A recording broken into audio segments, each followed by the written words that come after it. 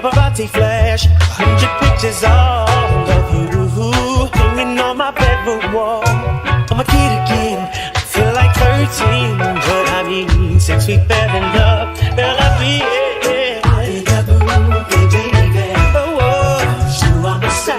superstar, yeah. Welcome back to the TRUTHSERUM podcast. I'm your co-host PJDRIZZLE. I just want to say that we have a new variety of guests for you today.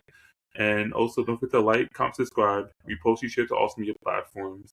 And right now, go ahead and watch episodes 67 and 68 on the podcast YouTube channel. And now I'm gonna give the floor to my guests to say their own introduction and 3 things about yourself. So if we want to do ladies first. Perfect. Hi, guys. My name is Alexis. I am living in Atlanta currently, and I am a content creator, but I also have some background in the medical industry, and I also work in the restaurant industry. So I'm here to offer a different insight as a person who has a lot of social media push and pull, and I'm excited to be here. Okay. Why did I think Manny just logged off? I don't know what happened to Manny. It said reconnecting, so maybe it's like some issues with his phone. Yeah, probably. No, he was using a laptop. Oh, okay. Wait, he just came back right now. Okay. Okay, hold on. Hey, Manny. Yeah, I'm here. My fault. I have something on this computer. Basically, it's for work. Basically, once you start recording, like it picks up. Mhm. So, Okay, all right. So Alexis, if you don't mind, like repeating your introduction again. Yeah.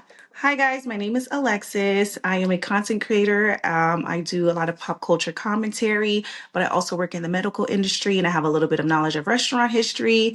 I'm super excited to be here to share my thoughts and opinions. Thank you. Okay, all right. So you mentioned that you have some background on the medical experience. So were you trying Yes. to be a nurse? No, I'm not trying to be a nurse, but I used to work for, and I still currently work for a couple medical practices. Currently, I'm in the urology field. Okay. So we see a variety of things. It could be from vasectomies, severe UTIs, prostate biopsies. We deal with cancer, all that type of stuff. So it's kind of a mixture of the best of both worlds. So yeah. Got you. And then you also check for brain aneurysms, right? No, not for urology. So everything in urology is mostly penile. Mhm. So we deal with a lot of penile issues, anything from ED, prostate issues, prostate cancer. So urologists don't really dive into the brain aneurysm parts, but I did work for another medical facility that dealt with that type of stuff. But currently I'm in the urology field. So anything, unfortunately, P related is what we do. Yeah. Okay, all right. And with the restaurant experience, what was the process? Did you like it or you didn't like it? Yeah, I still work in the restaurant business. I currently live in Atlanta, so I have been working in restaurants since I've been here, anywhere from Applebee's, breakfast restaurants, Chili's, everything you name it. I know how to stock, I know how to do inventory. And so currently I've been at my second position for about 5 years now. It's a breakfast restaurant, and they're like family to me. So it's just been awesome. I thought I wanted to go into management for the Mhm. restaurant business, but I've decided against that. So I've just been hopping around trying to find my niche. Okay, all right. And nothing wrong with that. Find your niche. What about you, Manny? What's your introduction and 3 things about yourself in general? let me see. My name is Manny. I'm a locksmith. I do IT on the side also. 3 things about myself. If I wasn't so short, I probably could have went to the NBA. Yeah, I used to. Okay. No, Wait, how not short are that you? bad. Like 5'7". Yeah. But Okay, yeah. I That's mean, yeah, average. we're in the Middle East or something. Because I'm from Brooklyn, not in Brooklyn. What you call it? What else? That's one. Let me see. What else? I used to box. Yeah, and I'm heavy in sports. All right. Wait, so you said that you used to. So what made you start boxing? I got into an accident where my lung got punctured. My lungs got punctured. Yeah, and it wasn't it was just sparring, training here. Listen, I'm scared of like CTEs and all that brain damage and all that stuff. Yeah, Hmm. I can't keep getting hit in the head like that. So I wasn't that. Okay. All right. All right. So like, do you play any other sports recently? Besides flag football, yeah, that's it. Got you. Got you. Okay. All right. All right. So now, we're gonna go ahead to the current events, and I do have some movie mentions like for this weekend. So like, I'm gonna just like name all the movie mentions, and like, you guys is gonna let me know like what's gonna interest you, and like what's gonna like let you like go watch it yourself. All right. So I'm gonna say all of it, and then that's when you're gonna have the floor like to say like which one you want to go see. So we have Ella McKay. We have Not Without Hope. They're also releasing the movie Doctor Seuss How the Grinch Stole Christmas. It's the 25th anniversary, so like they're putting that out like back on theaters for people to watch, and it's also Christmas month. And the last movie is like a Bible story. It's called David. It's from the story David and Goliath. So they're coming with like a new like Bible movie called like David, and it's animated. So it's like a good movie you could bring your kids like to go and like watch together. So like, what movies out of the movies that I mentioned like would you like go watch it yourself? Well, I guess starting with me, I'm not really big into horror or anything like that. I'm not sure which ones that you mentioned may have included horror. Hmm. So out of that list, I'd probably either choose the reenactment of David and Goliath, the Bible story. I think Hmm. that would be interested, especially since they're doing an anime approach. Yeah. If not that, then probably the recreation of, I guess, the re-release of The Grinch Stole Christmas. So anything that doesn't involve any gory horror stuff is probably what I'd be most interested in seeing. Okay. Okay. Wait. So like, you're not like somebody like that's like good with horror movies. No, I think the most I would do is like a psychological thriller. Hmm. I thought Sinners was really dope. I love that concept of bringing vampires in real life and Black history. I thought that was amazing. Yeah. I like any show that kind of dictates or shows relationships with men and women. In that, there was a show that I mean, a movie I rewatched called Fair Play. That was really good. That was a psychological thriller. But anything that's gory, jump scares. I know people are watching FNAF too. Five Nights at Freddy's too. Yeah. I'm interested in the lore because I'm more of a researcher, so I like to know why the characters are the way that they are. It just follows like these five It's five. Is you're playing or you're following the story of a security guard Hmm. who's working at Five Nights at Freddy's. It's just a haunted animatronic place that was shut down in the 80s. And Yeah. so, you watch this character interact with these possessed animatronics and their personalities and why they are the way they are, their children. So that type of stuff interests me. I don't know if I could watch it, but definitely doing research on the lore, that's what, interests me. So yeah. Got you. And given that you gave the summary for the second one, did you do research on the first one? I did. I did. I was at work on the computer and I Mm. looked up both of them because, but interesting enough, the creator, he started off as a Christian. He wanted to do Christian video games, and Yeah. he had tried to do that, and there was no popularity in that. And he created a video game using these caricatures, like the bear caricatures, um, and that was in maybe 2010, 2012, and he got a lot of backlash for it because all the kids were saying it was creepy. Yeah. So instead of redoing his work, he's like, why not lean into the creepiness of the bears and the I think one of them is a fox, Foxy, and Chica, who's a bird. And he just made these into very grotesque caricatures, animatronics, and it became a cult classic. Despite the reviews, it's still making a lot of money, and I think they're going to do a third one. So it was very interesting. So I love reading the backstory on stuff like that. Hmm. So while I cannot watch it because I do not like jump scares. I've seen the video games. It's not something that I would have played, but I'm super interested in the story and how he was able to develop it. And it's a smash hit. It's a success.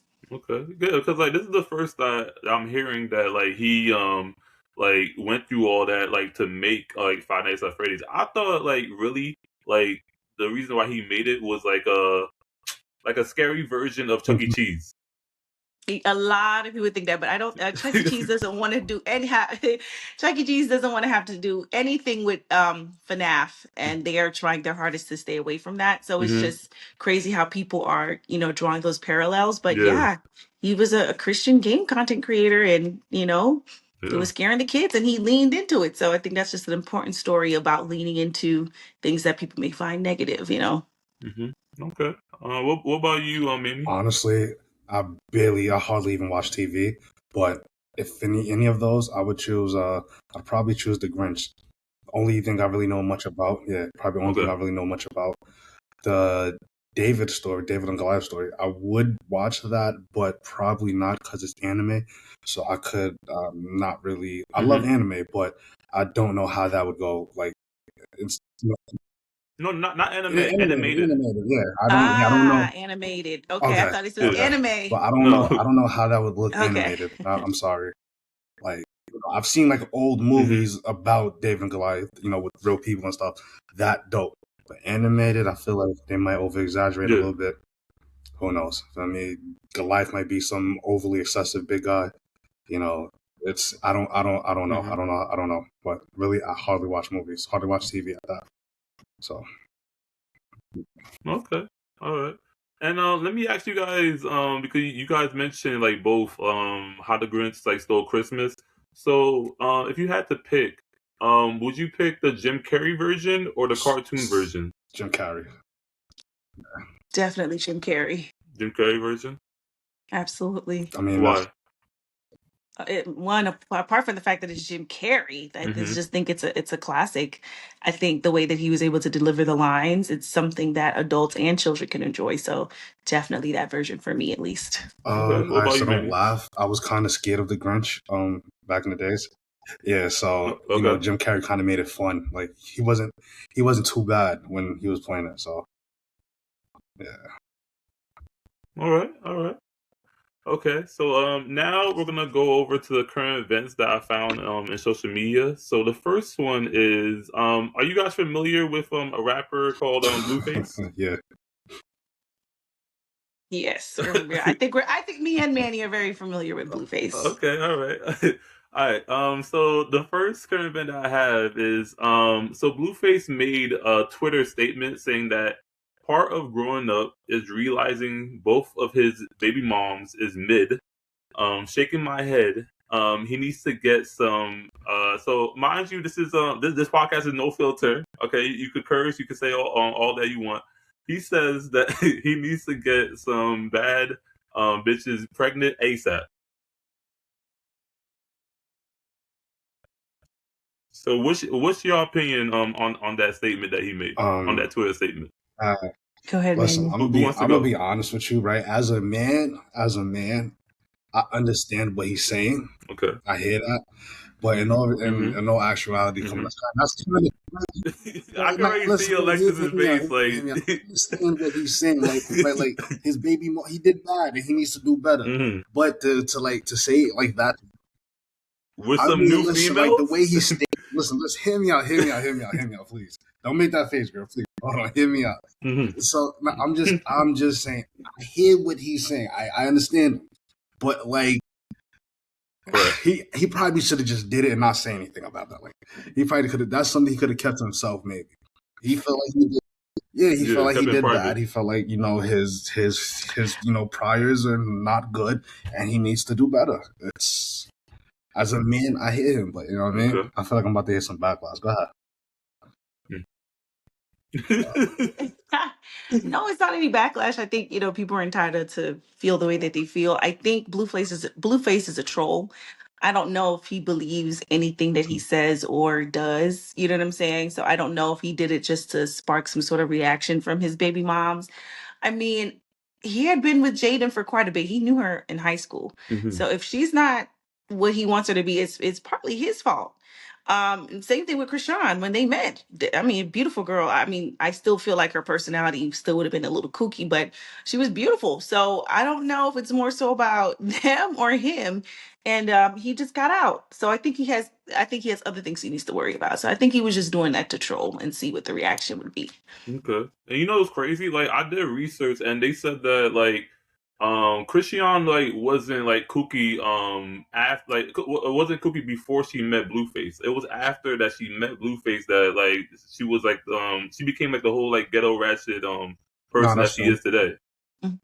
I don't know. I can't. I mean, I'm not gonna put everything on Blueface. I definitely feel like she had the ability to be like that, and I feel like after so many years and so many things, so much things that you have to decide you want to do better for yourself. So she had trauma that probably had nothing to do with Blueface, but I feel like that energy kind of attracted her to him, Yeah. and it's a cycle. They kind of love the excitement and the chaos that comes with it, but I don't think I'm gonna blame Blueface entirely on her being out of it. I think she kind of already had that, and her meeting him just escalated it. Honestly, Okay. All right. and I'm just Manny, saying, what you about I to say feel like before you got drugs cut are off? like, first of all, mental health is a real thing.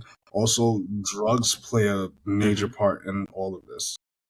Because, you have money, now you're doing better drugs. You're not like somebody on the block that just smoke, weed all day. If you can afford, some stuff, Yeah. you're going to start doing some stuff, and then you're going to start looking like Krishan. So do you think that that's what Christian Rock is doing? Like she's doing like drugs and like it's getting it's getting a little worse like with the drugs. I believe so. In my opinion, I think so, yes.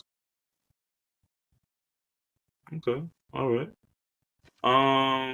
Okay. So for the second current event, we have basically Marlon and 50 Cent beefing, and the whole reason why is that 50 Cent released a new Netflix documentary based on Sean Combs, P Diddy, and Marlon had some critical like messages and some statements, and one of the most like message that he had was that P Diddy is down in his luck, and 50 Cent is kicking at P Diddy when he's down. And he also had like some things about the new documentary not being true, and how 50 Cent is a narrator, and like he's just like saying some things that are not true. We ain't baby all close. Nah, you stupid. But yo, look, Puff is Nah. You working with I've known Pac? Puff for 30 years. You saw Big before he passed? Yeah. Bro, so you're close. And Jack, what were you saying? In the documentary, there was insinuations of, that Diddy possibly had something to do with both Tupac and Biggie. And, Who's telling the story, right? You can skew People very close to the situation. but you can create any narrative as a producer and as a director and as a storyteller. I can create a narrative. I could be like, you know what? You have? I could create a narrative. Well, I could be we like, see it all the time in reality shows. Like, Nah, on yeah, reality that's right. shows, yeah, that's how you're they create. creating You write a narrative. character. It doesn't mean it's true. It doesn't mean it's true. I can get interviews. I can do this. I can get footage, and I could make you think this about that person. Nah, for sure, yeah. And that doesn't necessarily mean it's true. So for me, I think, look, 50 and Puff have a long-term beef. It's personal. It's Well, between. people are saying 50's wrong for doing it, but 50's right for doing it. It's divided. It's between him and Puff. And before it's between him and Puff, it's between both of them and God. Just the way Puff is down on his luck and 50's kicking a man when he's down. God is going to. If 50 ever luck turn up on 50, that you got to be careful what you put out. There's a karma to every action that you do.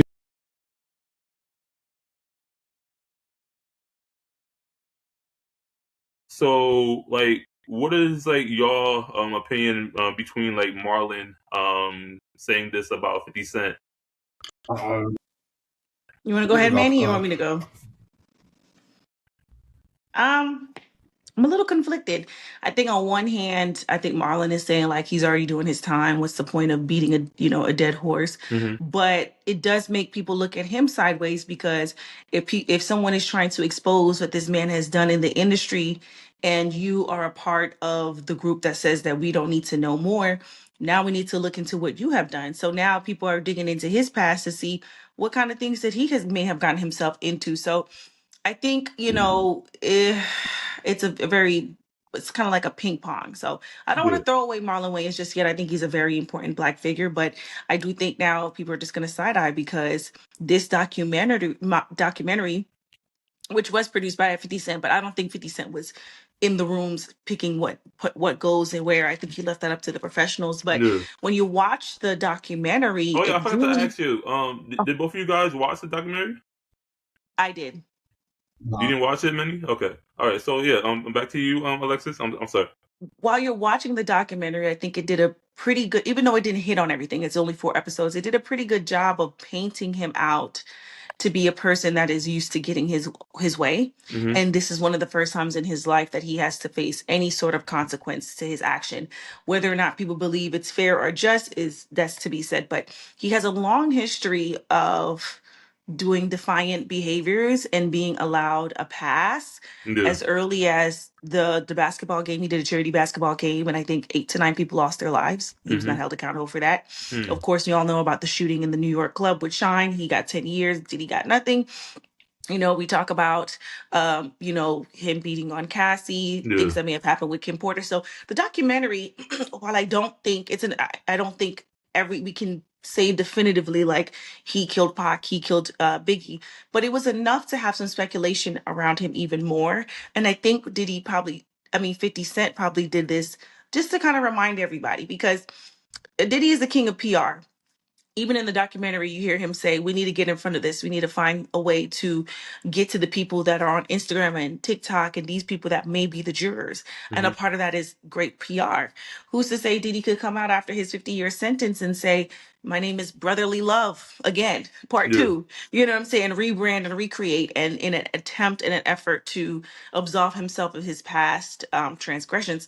So I think it was necessary and needed, and I think it was a chance to look at his behavior under a microscope and see that certain things that he did, a lot of things that he did were weird, just for lack of better words.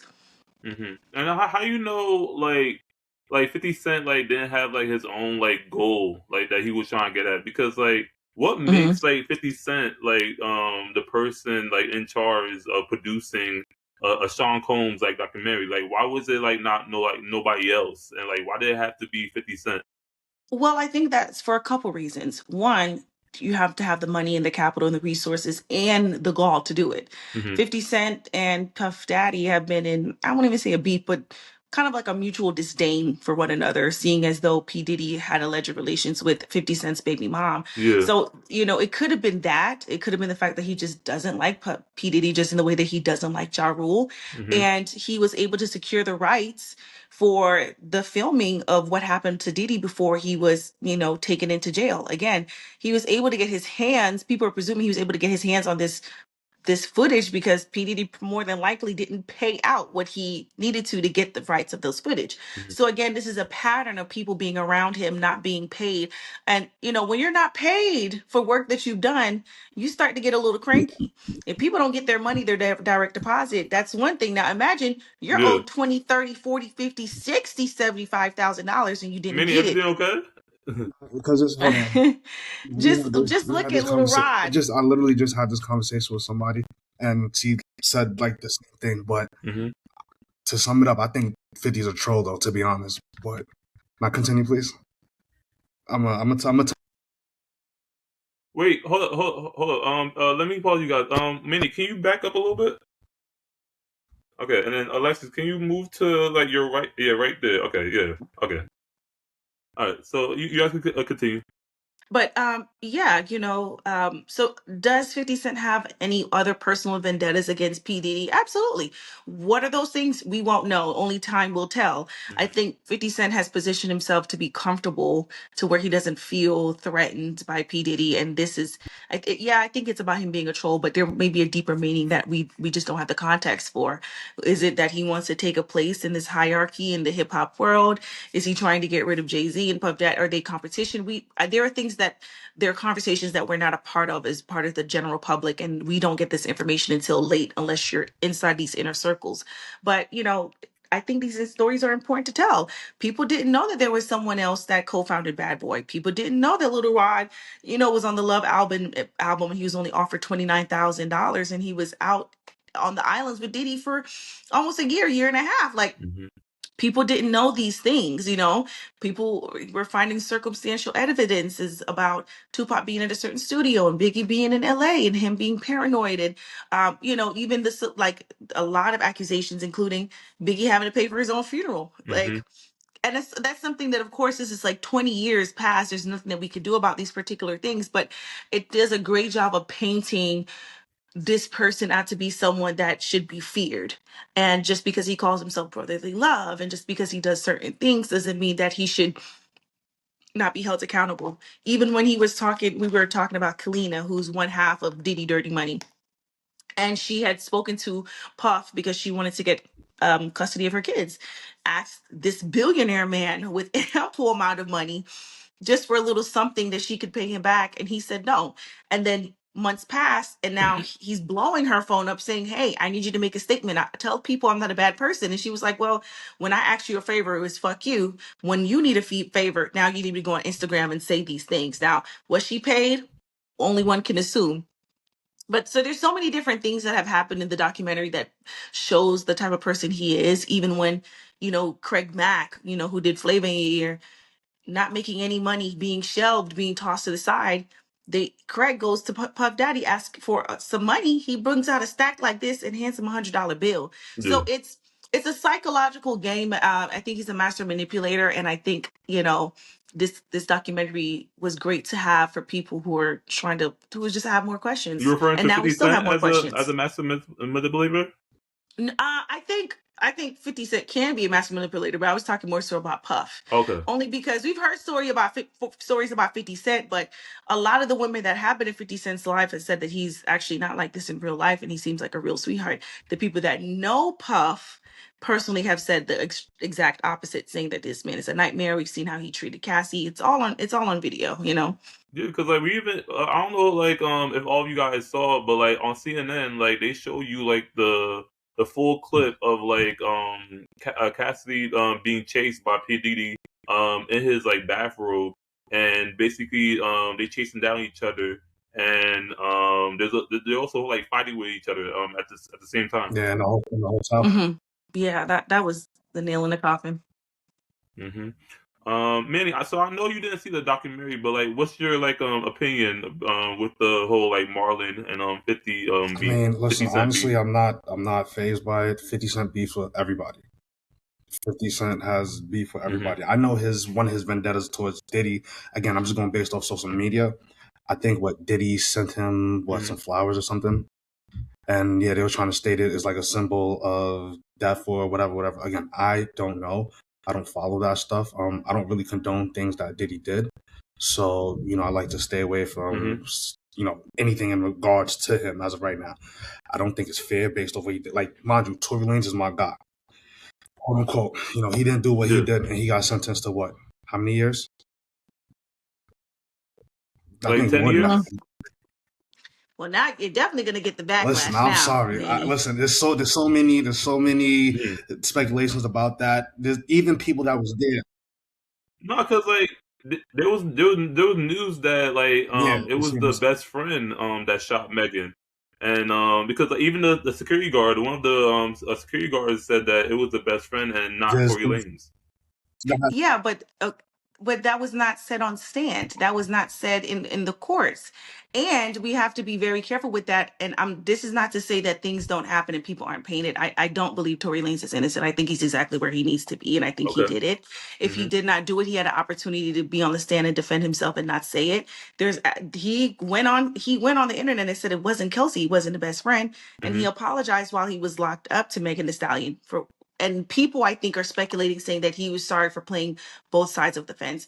I think at the end of the day, we weren't there, so of course no one can speak definitively. Yeah. But he was a felon with a firearm in California. Like, he was going to jail regardless. That's the like California. Like, we have to be serious here. So again, I think it's easy to say that things didn't happen, but when you read the court documents and it goes into detail, I think then people can have a clearer understanding.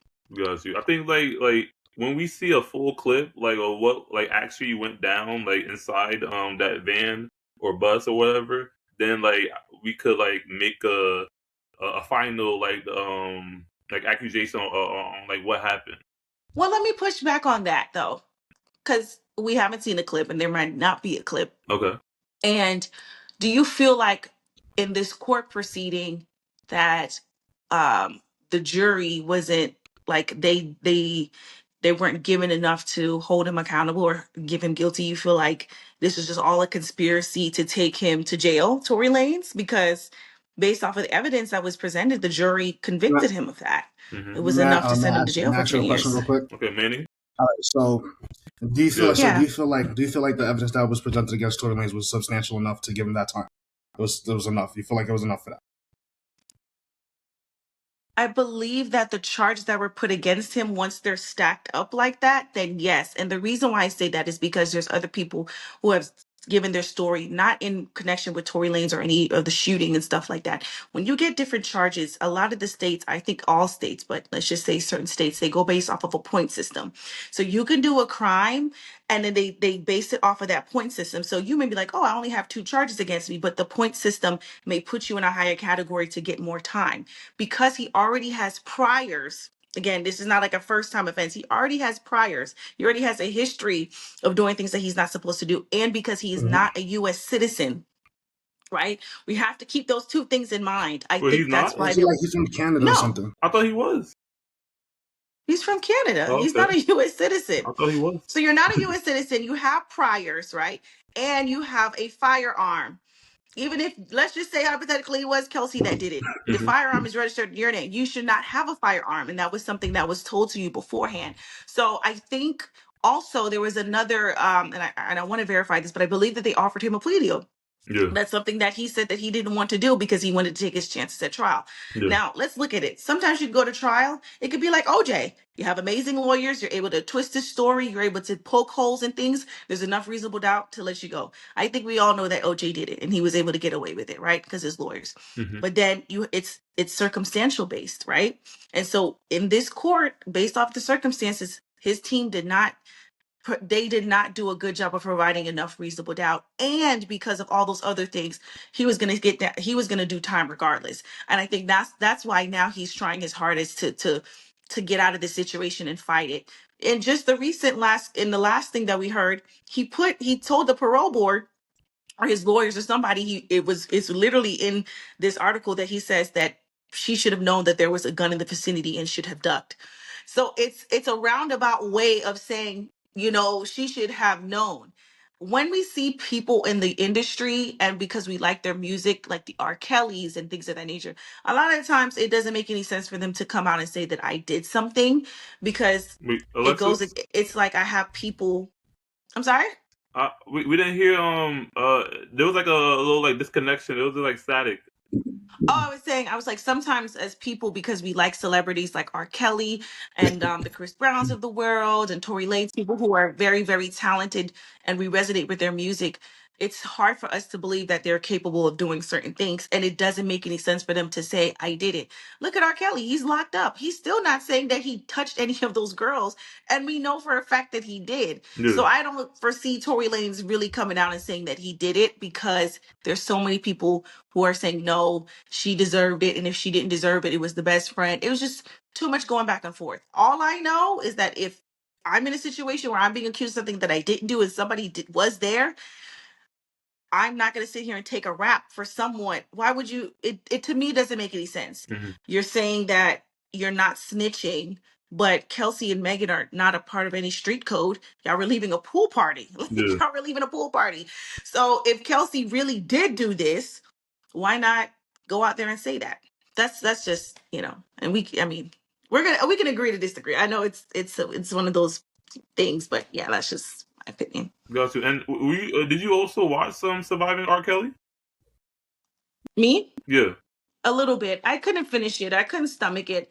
Sexual crimes, I think, is one of those, things that's really, really hard. And the PDD documentary, I think they did a decent job of not overdoing it with the gruesome details. It was just kind of like a matter of fact thing. So yes, I seen a couple of the I seen like maybe halfway through Surviving R. Kelly, but after that I just couldn't do it anymore. And I think it's different for R. Kelly because when people are saying the parents are to blame as well, I do believe that. Yeah. If you are offering up your child to an adult so that you can get money, fame, and fortune, you need to be in prison as well. But the only thing with that is sometimes when we say that, it takes the accountability off of the predator and puts it onto the parents. And there's still a victim there, which is a child. Man, a little boy or a little girl, they're still a victim and somebody has to pay for that. And unfortunately for R. Kelly, it had to be him. But, Yeah. it is Manny, what it is. after all of Alexis that said what's your So like I said, intake? we can agree to disagree. I do, again, to like how Okay. I look at these things. I always feel like there's a bigger picture, something that's not out in the open, that that's not made clear to us. So maybe hence 50 Cent doing, shooting that documentary could be something like that. Because like I said, Yeah. again, with Tory Lane, he got 10 years. But she's right, firearm, convicted felon already. That's minimum by itself 5 years. Again, but we wasn't there. We don't know the picture. We don't know. Again, that's his day. I'm speaking from New York. I'm from Brooklyn. Where he's from, I don't know. I wasn't there, but I do feel like whether point system, no point system, Diddy's situation had way more. There was way more evidence towards Diddy, but he ended up getting 50 months, which is what equivalent to 4 years and some change. Yeah. You muted. I don't know if you're talking to Wait, me. Alexis, you muted yourself. I'm sorry. I was saying that it's so hard to compare these cases because the nuance is missing. So again, like you live in New York, there's been a couple cases that I've read up on New York. I forgot. Oh my God, I forgot his name. Jay-Z had produced a documentary about this young man that was accused of a crime that he didn't do, and they sent him to Rikers, waiting on trial for 2 years. And I think he sued and won, but he ended up taking his own life. And so we do have those stories of people being imprisoned for things that they did not do. And so I think sometimes because that happens in our brains so often, when a person does do something and go down for it, then it's kind of like, it's almost kind of like I don't know if you guys know about Sharon Moore. I think his name's Sharon Moore. So the head coach that got fired from Michigan. So it's kind of one of those things too. It's just like we're kind of waiting and seeing. But again, to your point, it's okay to disagree. Like I said, that there's nothing that we can do. The man is still serving his time. Things are going to play out and things are going to come forward. But I don't think it's a good thing to it's a false equivalency to say No. what P Diddy has done No, against. It's just two different crimes, two different hit. Like no, it's no, just so no, it's totally no, different. definitely. I can't Completely different. compare. 1,000% different. I'm just saying, like, it's not, whether different or not, I feel like it isn't fair. To discharge a firearm, be caught with a firearm, as opposed to sexually assaulting women and doing X, Y, and Z. I feel like P. Diddy, But Manny, if it points you, well, Manny, look, remember you yeah. because you say you're from New York, right? And I think P. Diddy was Uh-huh. tried in New York and Tory was tried in California. If Tory was tried in New York, who knows what would have happened? If P. Diddy was tried in California, who knows what would have happened? And I think that's another thing that people have to kind of keep in mind. And when you're doing these crimes and things of that nature, like how each state operates differently within the justice system.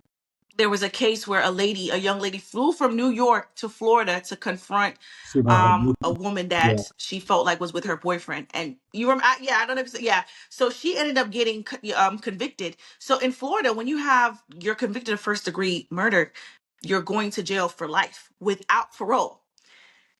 If she would have committed this crime, let's just say in Georgia or Tennessee, maybe even New Orleans, somewhere else, she may have gotten less years, or life wouldn't necessarily be natural born life. Life could be 20 to 25 years, whatever that case may be. So people are doing crimes in certain states and not knowing that some of these things carry or impose a higher sentence. California is known to be very strict on gun laws versus Georgia, not so strict. Georgia, not so strict. It's the same. California, more liberal, so it's a little bit it's kind of strict on those types of gun laws. So I think that also plays a part. What crime you did, how long ago you did it, who did you do it to, how much money do you have? Because we have to keep in Yeah. mind with P Diddy, technically a lot of the jurors were saying that we don't see Rico. We see that he beat Cassie's ass.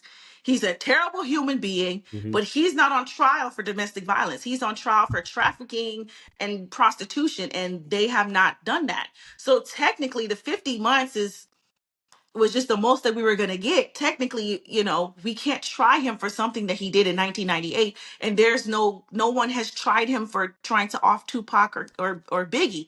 So, you know what I'm saying? So I just think it's just different states, different, laws, and it's just unfortunately it sucks, but I think they're right where they need to be. And then when they get out, they can kind of think about what led them down this path. Maybe Tory shouldn't have been friends with Megan. Maybe he shouldn't have done. Maybe he shouldn't have put his Pee-wee in her. Maybe he should have stuck to the mule. Who knows? So I just rest my case on that one. But me and Manny will after this, agree to I'm disagree. gonna send you something. I want you to read it. You seem knowledgeable. I'm not even sure. Okay. Once I find it. Okay. And last question, just to wrap up that current event between the whole like Marlon and 50 Cent. So whose side like would you guys take? Marlon's side or 50 I'm Cent's sorry. side? I don't know if I want to take a side. I don't know if I want to take a side, but if I guess just to answer the question, maybe I'll just go with 50. Why? I just don't think there's a side to take. I think 50 did a documentary. Marlon said what he said, and it is what it is. He's not going to scrap in real life. It's just, at the end of the day, it's just opinions. So you know what I'm saying? It's just petty internet beef. It's like If really they no were to side to scrap, take. like Come 50 on, Cent that's a hint. Come on. I don't even see Marlon as a fighter. Listen, these men are in there. What I think 50 is past 50 years old. He is not scrapping. That man is not doing none of that. So Okay. All right. So next current event I have look, let me ask you guys this quick question. Who did you guys vote for this recent election? Trump or Biden? Oh no, Trump. Yeah, was it Trump and Biden? Miss Harris.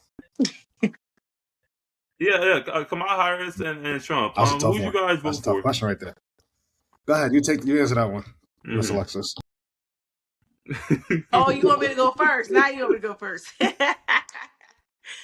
I am going to decline to answer. I'm going to decline to answer. The reason why I Okay. want to decline to answer is because there's a lot of different thoughts I had about that entire presidential election. I, especially don't think that Kamala had enough time to run, and the things that she was running on just wasn't strong enough for people to vote for her. And I think that's why we're here where we are now. But I'll keep my little vote secret. So do you think that Kamala was being serious, or was she like not being like she was like basically like being jokeful in a way in her campaign? Like was she not being like too serious? I don't think it's about serious or joking. I think she had less than 90 days to build a campaign. Yeah. And I felt like if the Democrats really wanted to give her a fighting chance, they would have already given her a full president, like a full chance to win over the American people. And I think Trump's base is very strong, whether people like him or not, or whether they like his rhetoric or not. There's so many people that are MAGA, like, in this last election, more Latinos voted for him than than even in the last one. So, and I think, excuse me, a lot of people were placing blame on different communities and things of that nature. But, again, for some reason, that's something that they resonate with, and they drove out in numbers. And so, I just don't think that I don't think it's about a joke or a serious thing. I just don't think it was enough time to properly plan out a presidential run to get people to vote for her. And that's unfortunately, this is what we got. But I don't really blame her. I just blame the Democrats. I think Democrats for a long time have not taken heed to anything that people are saying. And I think they just keep banking on the fact that Trump bad, Democrats good. And I just don't think that's enough for people anymore. Okay, because like what's crazy, like how like most Latinos would vote for him, and he was the one that mentioned like the whole like wall, like he was gonna build a wall like towards like Mexico, I believe. Yeah. Yeah, so like how would like most Latinos like be down for that? From the people that I know that are Latinos, they believe in the same thing he believes. A lot of them don't want undocumented immigrants coming over from Mexico. They don't. Now you'd have to ask a Latino about why they feel so strongly about that, because that's a reoccurring theme: immigration, illegal immigration. Yeah. But that's you have to ask a Latino person. But they really believe in what he believes in, and yeah. Because like, don't you want like because let's say like if they have like family members, like don't you want like your family members to come to America? Like I don't at think they do. I think that's the point. I don't think they do. I don't think they want their family members coming over. hmm, I see that. Manny, what about Um, you? You're so I next. plead the fifth. I plead the fifth with that one. You I mean you plead the play the fifth with that one. fifth? But like she said, I'm gonna be honest with you. I feel like Miss Harris, she kind of played herself. Granted, it might not have been her fault. It might have been her fault. She was doing too much for me. And then with Trump, I'm gonna say this: it's like we don't know what Miss Harris is gonna do, right? But we know. All right, here's how I like to say it, right? We already know how Trump is gonna fuck us over. We already know how we're gonna get screwed by Trump. Now we don't know how we're gonna be screwed by this lady. Yeah. Maybe she's gonna do the positive thing, or maybe she's not. Again, they promise us, so they sell us a dream from the beginning. They sell us a dream. They say we're gonna do this. Even this guy in New York that just got elected. I forgot his name. Mom He Donnie. made Yeah, promises Mandami? that Yeah. he can't. That is far. You making that face something about MTA free MTA fares. That's not up to him. You can look it up. I'm listen, I know you're from New York, so and you live there, so I have to take Okay, your but I don't want to impose, but I do want to I did say that research and I saw that the MTA fares is now it just keeps 290, it goes up. right? It just keep going. They keep going up. Mind you, that thing used to be $2, Okay. $2.25, $2.50, I think $2.75, $2.90. I think he just won. So I feel like it's a little hard to pass judgment on someone who just won. So we have to I think it's important for the people of New York, and I would Give him hope a that the chance. people of New York give him a chance because again, Cuomo was it Andrew? He was doing it for so long. Clearly, if people are voting out the incumbent, that means that there is a need and a want for change.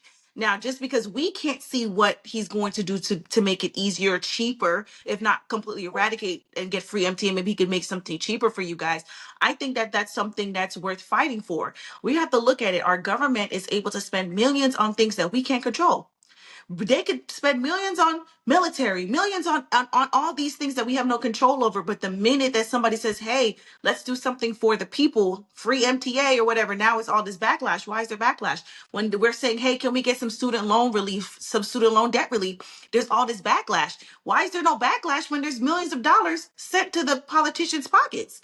There's no backlash when the money is being sent to the military, and no backlash when it's sent to being sent to other countries. But as soon as someone says, "Hey, I want to do something to help the people," oh, we don't know how that's going to work. We know how that's going to work. We're going to take some of the money that's being spent on other things and put it towards this. So I don't live in New York. I've only been a couple times, and I can't speak for the people of New York, but I feel like it'd be important to kind of give him a chance to see what changes can be made.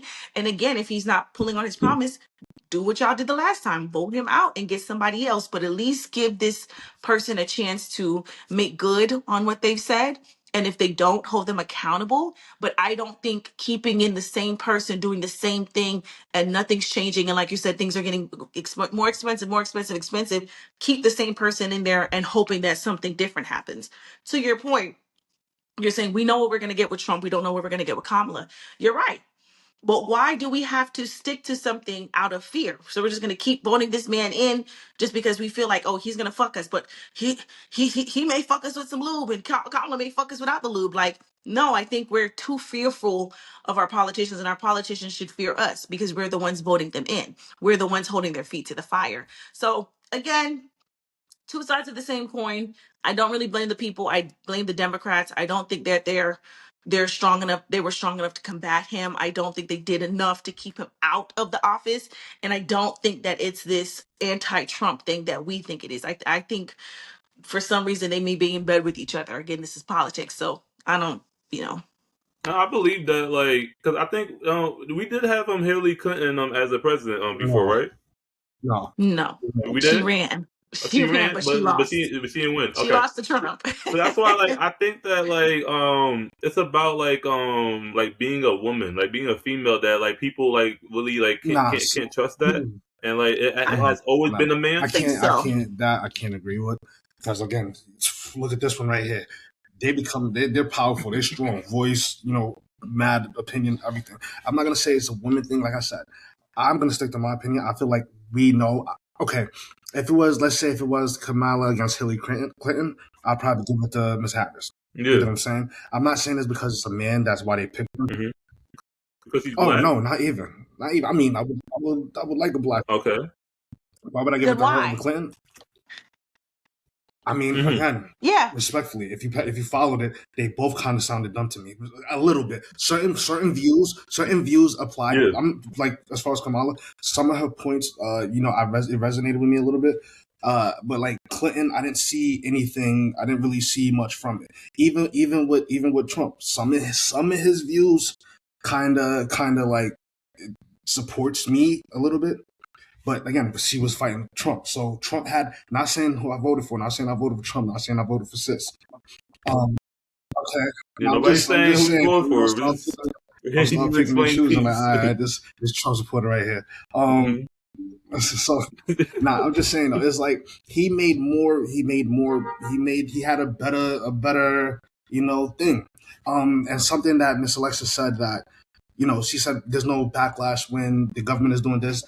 I mean, what could me, like, look, it's all three of us. There's nothing that just us can do. This is gonna have to take a nation. This is gonna have to take everything.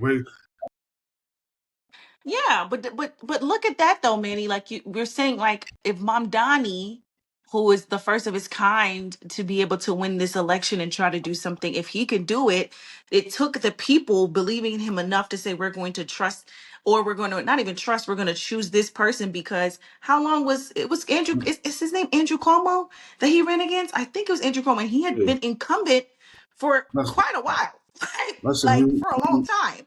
And I think that's another thing too. A lot of these politicians are comfortable in their position, so they don't feel like they're ever going to get challenged. We need to get these we need to get them out of here. They're making decisions for younger people, and they're still living in a different timeline. They're living in they live a different way, right? So yes, three of us. I mean, I'm not saying we can overthrow the government, absolutely not.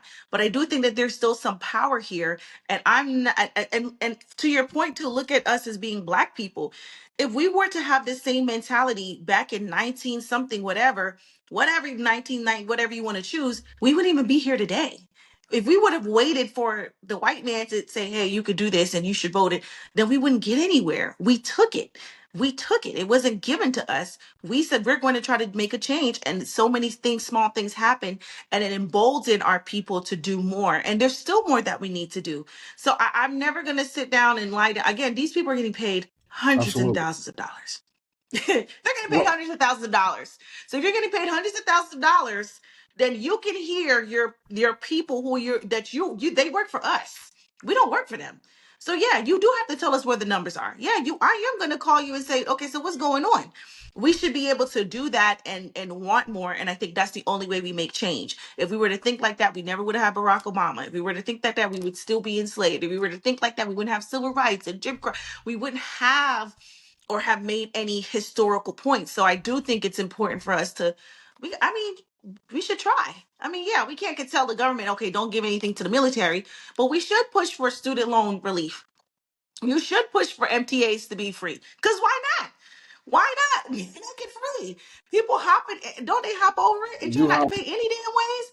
So why you can't we get make caught it hopping over free? that. Yeah, that's you do it too much. Exactly. Yeah.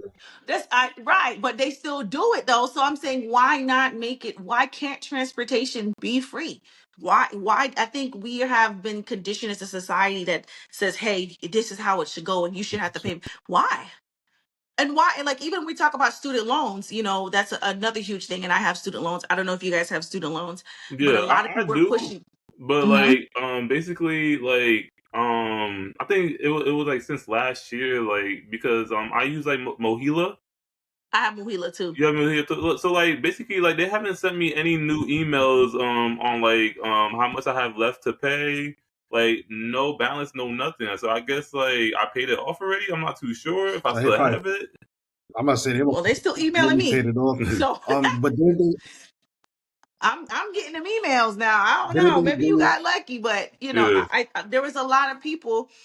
I had people tell me that they were against it. And I would look at them and I'm like, so you're against me getting student loan forgiveness, but I still have to pay taxes. And as a single person with no kids, I pay a lot more than a person with a kid does. And you have a kid. So my taxes are going so that your kid can go to school and get these certain things and live a certain life. But you don't hear me complaining because I don't have any control over that. And the one time people are saying, hey, student loan forgiveness, I think would be such a radical change, because I think it would uplift everybody's life, because that debt is so crippling. There, you can't even discharge them even if you wanted to through bankruptcy. You're stuck with them for life. And people signed them at 18 and 19 and 25 trying to get an education and get a better life. And look, we're in a recession. It's people with master's degrees working at Starbucks now and owe $50 to $100,000 worth of student loans. So I think, it's just easier to say, well, let's not make any changes. Let's just keep things the same. And unfortunately, we're not going to make it any better for ourselves. I think we should be fighting for some of these things. And I still want Let student me loan ask you a question. forgiveness. Well, sidebar, quick fast. Didn't what's their name? Didn't Sally Mae have something in that nature as far as forgiveness or? Well, so Sally Mae was my original creditor, or yeah, creditor. And then I think they shut down, or they sold the debt to Mohila. So I don't even think Sally Mae is a thing anymore. I Right. think Okay. Sally Mae is Got Mohila. it. Mohila is Sally Mae. Yeah, I'm So sorry. yeah. I didn't get those. I didn't get in this type Okay. that type of stuff. So Consider yourself lucky. I wish I didn't do it either, but at the time, you think that education is the only way out, Yeah. and you sign it, and unfortunately, things happen. So I just feel like there are some things that we could be fighting for more, especially if it's for the betterment of Black people. I think people look at it like, oh, it's a handout. It's not a handout. The government's job is to protect for us. It is to provide. Like, even when we were talking about the stimulus checks, people didn't want the stimulus checks, right? Because there's a fear that this would happen now, where the economy's crashing and now we have to pay back and everything like that. But in the pandemic, there were other countries paying their people way more than what we got. Way more. The money that we got was just to stimulate. They wanted us to get the money and spend it right back. Yeah. Some people did well with it and paid off debt and try to save some. But I mean, what was it? that was no money. I $1,200? mean, Yeah. yeah, that was no What money. is $1,200? You can't even wipe your ass for $1,200. I didn't even get that So $1,200. Why not? why not? I didn't get it. Like, basically, I think I did, but the way that they did it, they sent it with my parents, so they put it all together. So I think my parents got my $1,200 in that That would've been So process. I would have been. Hello. I would have been knocking on that door for my $1,200, because it was more than $1,200. I think I forgot how I much it think was in it was total, like but it I was think the multiple first payment ways. was $1,200, man. But I'm not like whining over it. Like you could get that money like anywhere. Like just keep working and whatnot, and then you'll make I ain't gonna that. front. That money just out of Save. nowhere. That kind of came in clutch. And then mind you, I wasn't getting like how the benefits they were giving people like what 600 or I didn't get that. Yeah, me I either. was a Me I was either. a worker, so Me either. I wanted to quit so bad. The unemployment, I was Yeah. like, But that's what I'm saying. That's what the government's supposed to do. They're supposed, like, I mean, I hate when people say, like, I think there was a lot of discourse online saying, like, we don't want let me any hand out food. handouts. Who don't want a handout? If there's something here to help me to better myself, to do better, why not? I mean, shit, I'm paying taxes. I just don't understand when people, I think that type of mentality to me is just draining. Even when we talk about nepotism in the Black community, people feel like you have to work hard and long and hard for everything. We already work long and hard. We're Black. We're Black. Okay. So we already have to work twice as hard to get half of what somebody else is getting. So if someone is going to look out for me and say, okay, I want to give you this opportunity because I believe that you can do the job, you know what I'm saying? And I'm choosing you. Yes. Yeah. Because I know you, or I got the referral. There's nothing wrong with that. Our counterparts do it every day. So that type of thinking never really made sense to me. Does it? And like I forgot what year it was. Did both of you guys go to college? I did a couple Yeah, years. I didn't graduate. Okay. Okay. Wait. So both of you guys. Wait. Did you finish some Yeah, I college? finished in Manny? college. I went to college 3 times. Yes. Okay. All right. No, the only reason why I asked that because like they also did a thing like called the CARE Act, like where like they were basically like giving money away. I forgot what year it was. And like they it was like a care act during the pandemic, like during COVID. Yeah, COVID. Y'all didn't get that? No, I didn't see. Mm-hmm. I didn't hear about that. No. Okay. Like the only reason why I asked you guys like who'd you guys vote for like between Kamala Harris and Trump is because there's a recent statement that Trump made like during one of his interviews that he made. Basically, he states that black people love him and he got the biggest vote with black people. And he also mentions black people know a scam better than anybody. Let me tell you, black people love Trump. I got the biggest vote. I got the biggest vote with black people. They know a scam better than anybody. They know what it is to be scammed. Thank you, man. Thank you. I appreciate it. We did great. Thank you. I like this guy. So, what's your opinion towards that statement? Listen, that guy is unhinged, man. That guy's disrespectful. I'm sorry. That is disrespectful. That guy is disrespectful. He should have been a comedian. The man is senile. I don't think he's gonna last much longer, like life wise. He's obese. His fucking heart is going like the man. I think he's any day he could just keel over. But drop dead. I don't know what the point of that was. Yeah. I don't know. It makes I no don't sense. get it. It makes no sense. Hey, listen, he said it. So he didn't get the biggest vote with black people. I don't think so. No. Stage that. What is he? Okay. He didn't. The Latinos voted him in. I don't know what he's talking about. Now, there were some black men. There was a lot of black men that voted for Trump. And then there were some black women that voted for Trump too. But I mean, it wasn't like turnout numbers. I mean, it was really mostly Latinos, but maybe he knows something that we don't know. Who knows? He probably did. All right. So last current event. So there's been like a trend that's been going on, and I don't know if it's still going on, but quarter zips and matcha. Do you know anything about that, Alexis? Quarter zip and matcha. So basically, everybody's trying to be more sophisticated and more professional now. I have seen that. Okay. With the matcha and like wearing quarter zip jackets. Okay, I have seen that. He's cheesy right now. So basically, it wasn't for the trend though. Wait, you said you wore one before? I bought a quarter zip because it looks nice. Not to like be part of the trend because it looks nice, but matcha is okay. And then like, are you somebody that also drinks matcha too? I'm sorry, I hate matcha. Yeah, I don't think I can't see him drinking a matcha. But a nice. No, I'm saying you just don't give me that. I feel like you would do like a black coffee or something. I just don't feel like you would drink a matcha. I don't even drink matcha. I never tried it. I don't. Yeah, I like I want to see what it tastes like. I'm down for that.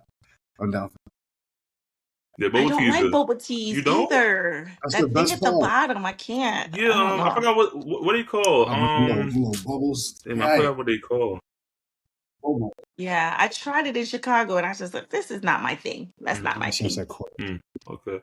Yeah, so like, what's you guys' opinion like towards like these like people like going towards like quarter zips and matcha, like the whole trend? Like, what you guys' opinion towards the whole trend? I mean, listen again, respectfully, people just need something to do. Honestly, quarter zips been around forever. You know what I'm saying? And like, if you for you to bring it up, obviously, see, look who they really give the quarter zips to. The quote unquote YNs. Thuggish under the quarter zip, it's a Nike Tech. You know what I mean? So it's just right under. You know what I mean? Listen, I love a good Nike Tech. That don't mean I'm about to go rob somebody. It's comfortable. You know what I mean? You know what I mean? So it's like I feel like I'm Batman. I'm walking down the street, quarter zip on. You know what I mean? Hey, and then as soon as a bank heist come along, you feel me? Quarter zip, man. I mean, YN. Like I don't know. People just. It's fun. People need entertainment. That's their entertainment. Yeah, it's a funny trend. Yeah, It reminds me of the The Chicken Alfredo, like music, like people, if they hear a song, they feel like, oh, this is Chicken Alfredo music. Like girls who, Yeah, lash tech music. It's just a Yeah. trend. It's really really funny. Or like when they let the lights go all the way down, or here in Atlanta. We always get told like we put lemon pepper on everything. Lemon pepper matcha.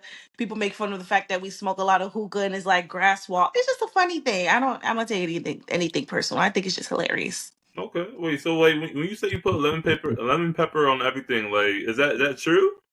No, it's just a joke that people have about Atlanta. I don't necessarily think it's true. Okay. Now, I have started using a lot more lemon pepper than I used Yeah, and to. nothing wrong So with lemon I have pepper. been Like I like it. converted. Hmm. I have been converted, but it's a funny thing. Like, and I think that's the funny thing about being in Atlanta is like if something crazy happens, people like this got to be Atlanta, and it do because Yeah. it's just anything can happen here. It's so funny. So when people were doing like, I guess somebody did try to put lemon pepper on the matcha, and it was in Atlanta, and people were like, "This is so good," and so people were just making like, "Oh, this is something that Atlanta does," and we're known for the hookah smoke and the strip clubs and the lamp chops and the horrible service. Like cars getting broke. Like we're known for that, just like how New York may be known for different things. Like it's just like there I was thought a you were video in New gonna York.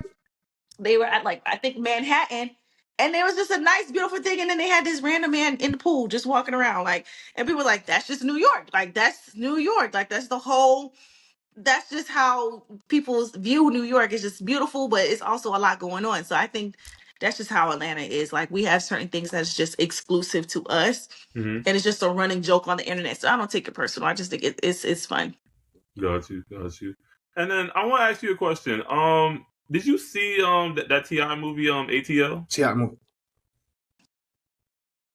I don't know because look, I'm Of not with course. you. Okay, so I'm just asking. So like, do you think that like that movie it basically like told you all about Georgia or like was it like its own like direction in a way like No, I actually feel like they just called it ATL because it's supposed to be shot in ATL, but I don't really think it's a proper depiction, at least from my experience of what Atlanta is. But of course, it's for back in the day. I just think it was a story about an Atlanta girl, and it was just catchy to call it Atlanta. But no, I don't think that's really depictive of everybody's lifestyle. Like in the show, they were talking about skating. Now, people do go skate here. People do go to Cascade and they go to Sprinkles. They yeah do, but it's not sprinkles? like, huh? What sprinkles?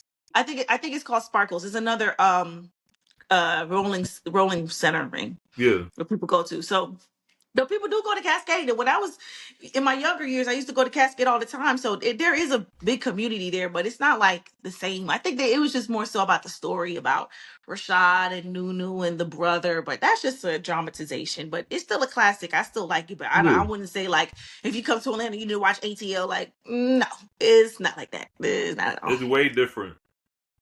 Yeah, it's different. I just think that that was a particular story, Hmm. and because most of the people in the show are from Atlanta, it just made sense to call it ATL. But I don't think it's depictive of true Atlanta life, at least not for me. Okay. All right. All right. So now we're gonna go ahead to the title and episode number. So basically, after some thinking, I made a final decision, and this is men's fitness versus women's fitness. And this is episode 69. So the first question I want to ask is, how often do you guys work out? Like how often a week? And like, what's the minutes wise? me. Like, I, Who wants to go how you first? feel? Want me to go? Me, I like to go. So Monday to Thursday, I chill Friday. Okay. Saturday and Sunday is like a light Hmm. day. Like I just like try to do cardio. I try to do cardio for Sundays. So I do that. Okay. Minimum hour, but it all depends on minimum hour. 1 It hour. depends who's like. If I go and I see people, if I go with somebody, then I may stay a little bit longer. Or Hmm. yeah, I've always said an hour. I always like to do an hour minimum. I was like, Okay. I try to go at least 3 to 4 times a week. I try. But usually if it's like a busy week, then I at least go twice a week because I have a 9 to 5. So I try to just go right after work. So I don't sit in the bed and wait. But when I do go there, I do straight cardio. For me, just straight cardio. Wait, Like, but you bring a change of clothes though. yeah. Okay, Yeah, I don't because work out in my you scrubs. said straight out of like work, so like Yeah, no, I leave work and I go to the gym that's at my apartment complex. okay, But I have a change of clothes, and if I need to come home, I can. yeah. But I try not to go home and be in the bed because if I'm in the bed Now it's scrolling over. TikTok, It's over. I'm not going to the Now you gym. just being lazy. So I just said, you know what, fuck it. I'm just gonna go right after work. But Yeah. mostly it's usually just cardio because I'm just either trying to keep my weight down or lose weight. I really don't do anything else. If I do switch it up, then I'll do like RDLs, a couple of the arm things, I'll do the dumbbells and stuff like that. But for the most part, I do the treadmill and the elliptical. Sometimes if I'm feeling froggy, I'll do the stairmaster, but I at least try minimum 2 times a week. But if it's a great week, 3 to 4. Okay. All right. And then what's the amount of like minutes? Like, what's the minimum? 45 minutes. Yeah, Wait, 45 minutes. 45 minutes. Okay. Hmm. Okay. Because like, so let me ask you guys this, because like I'm somebody that also like works out too. And like in my like prime year, like I was doing like 4 hours. What, Is 4 that hours too of much? a week? Like, yeah, 4 hours like every day. Like, and like I would like do like 1 week on Wait, hold one on. body part. Like arms I would do 1 week.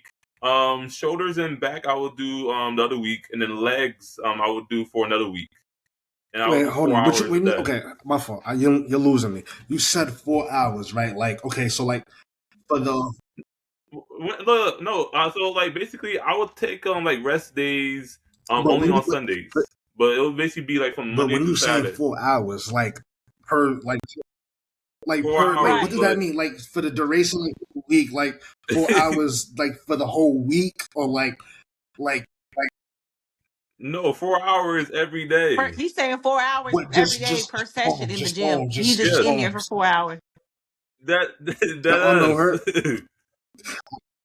I No, feel like like your it arm didn't still. hurt because like I would take like protein, and I would take like I also like drink water too, and like It was that that helped damn me throughout I protein feel like powder. your arms should still hurt if you're doing 4 hours.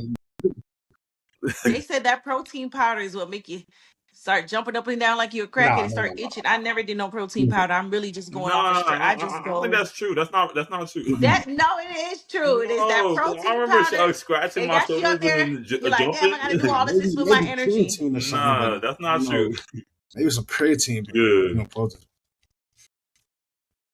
yeah. I never tried Um, creatine with my workout. Like but only no, protein. I feel like that's a little too much because again, like for women, like we try to grow our glutes and stuff, and they tell you can't do glutes every day. If you do Hmm. glutes every day, your glutes not gonna grow. You need time for the muscle to relax and grow. So yeah, 4 hours is insane. I'm not doing. No, I think you could do a high intensity workout Hmm. for about a good hour. Hmm. Anything past an hour in the gym, I Yeah, feel like you're doing I'm too gonna be much honest with you. I Okay. don't even have personally. the mental capacity. I can't just. I don't even want to be somewhere. I hardly want to be home for 4 hours unless I'm sleeping. Like, Yeah. honestly, I don't know. I can't.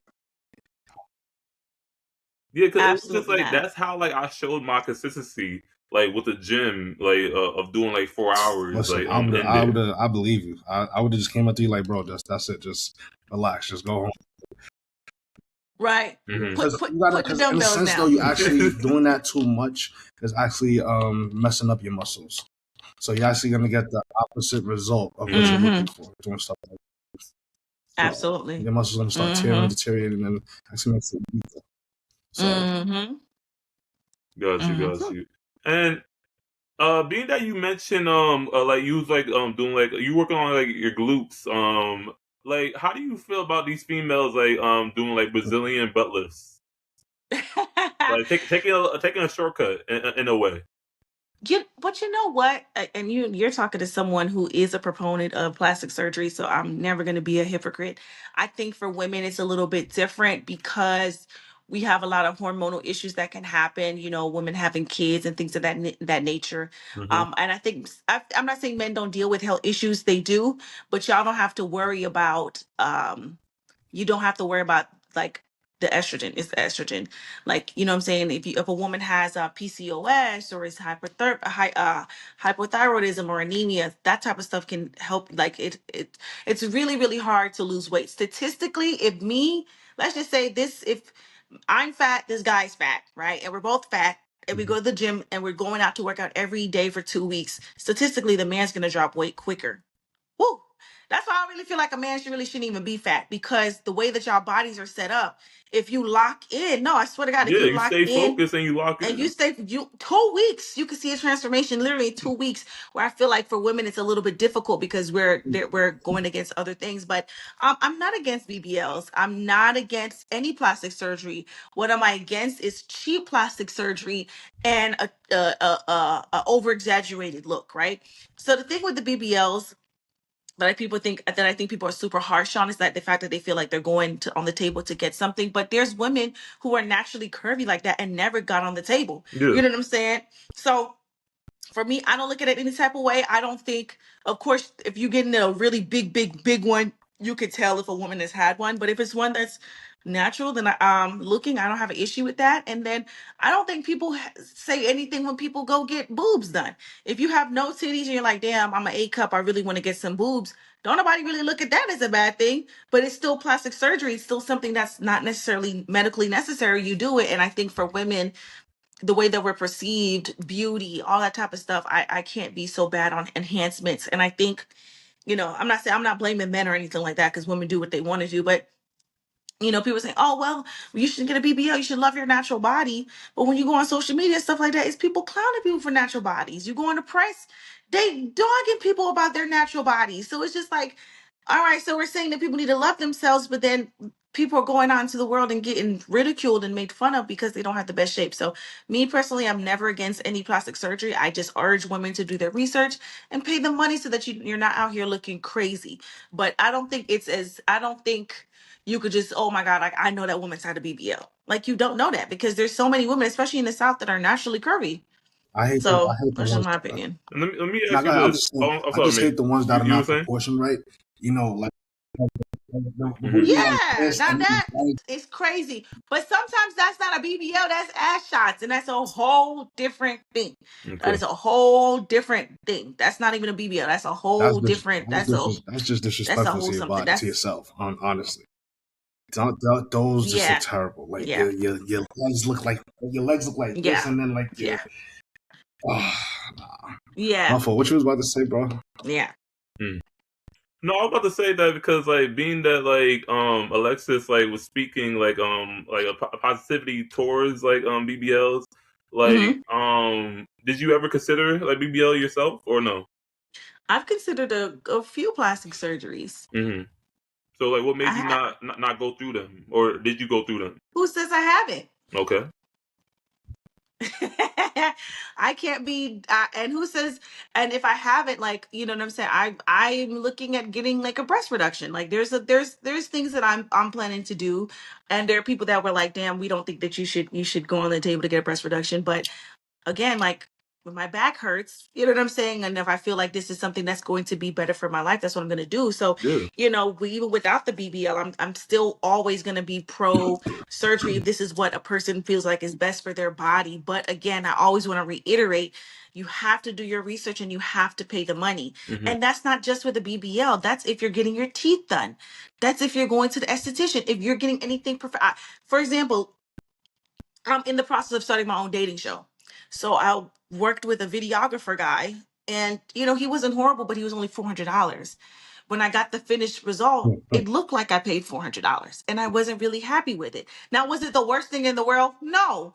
But I didn't feel like it was enough for me to say, I'm going to put this out on YouTube and social media for people to watch. So as I started doing my research, I said, okay, Alexis, for what you really, really want, it's about $5,000. Yeah.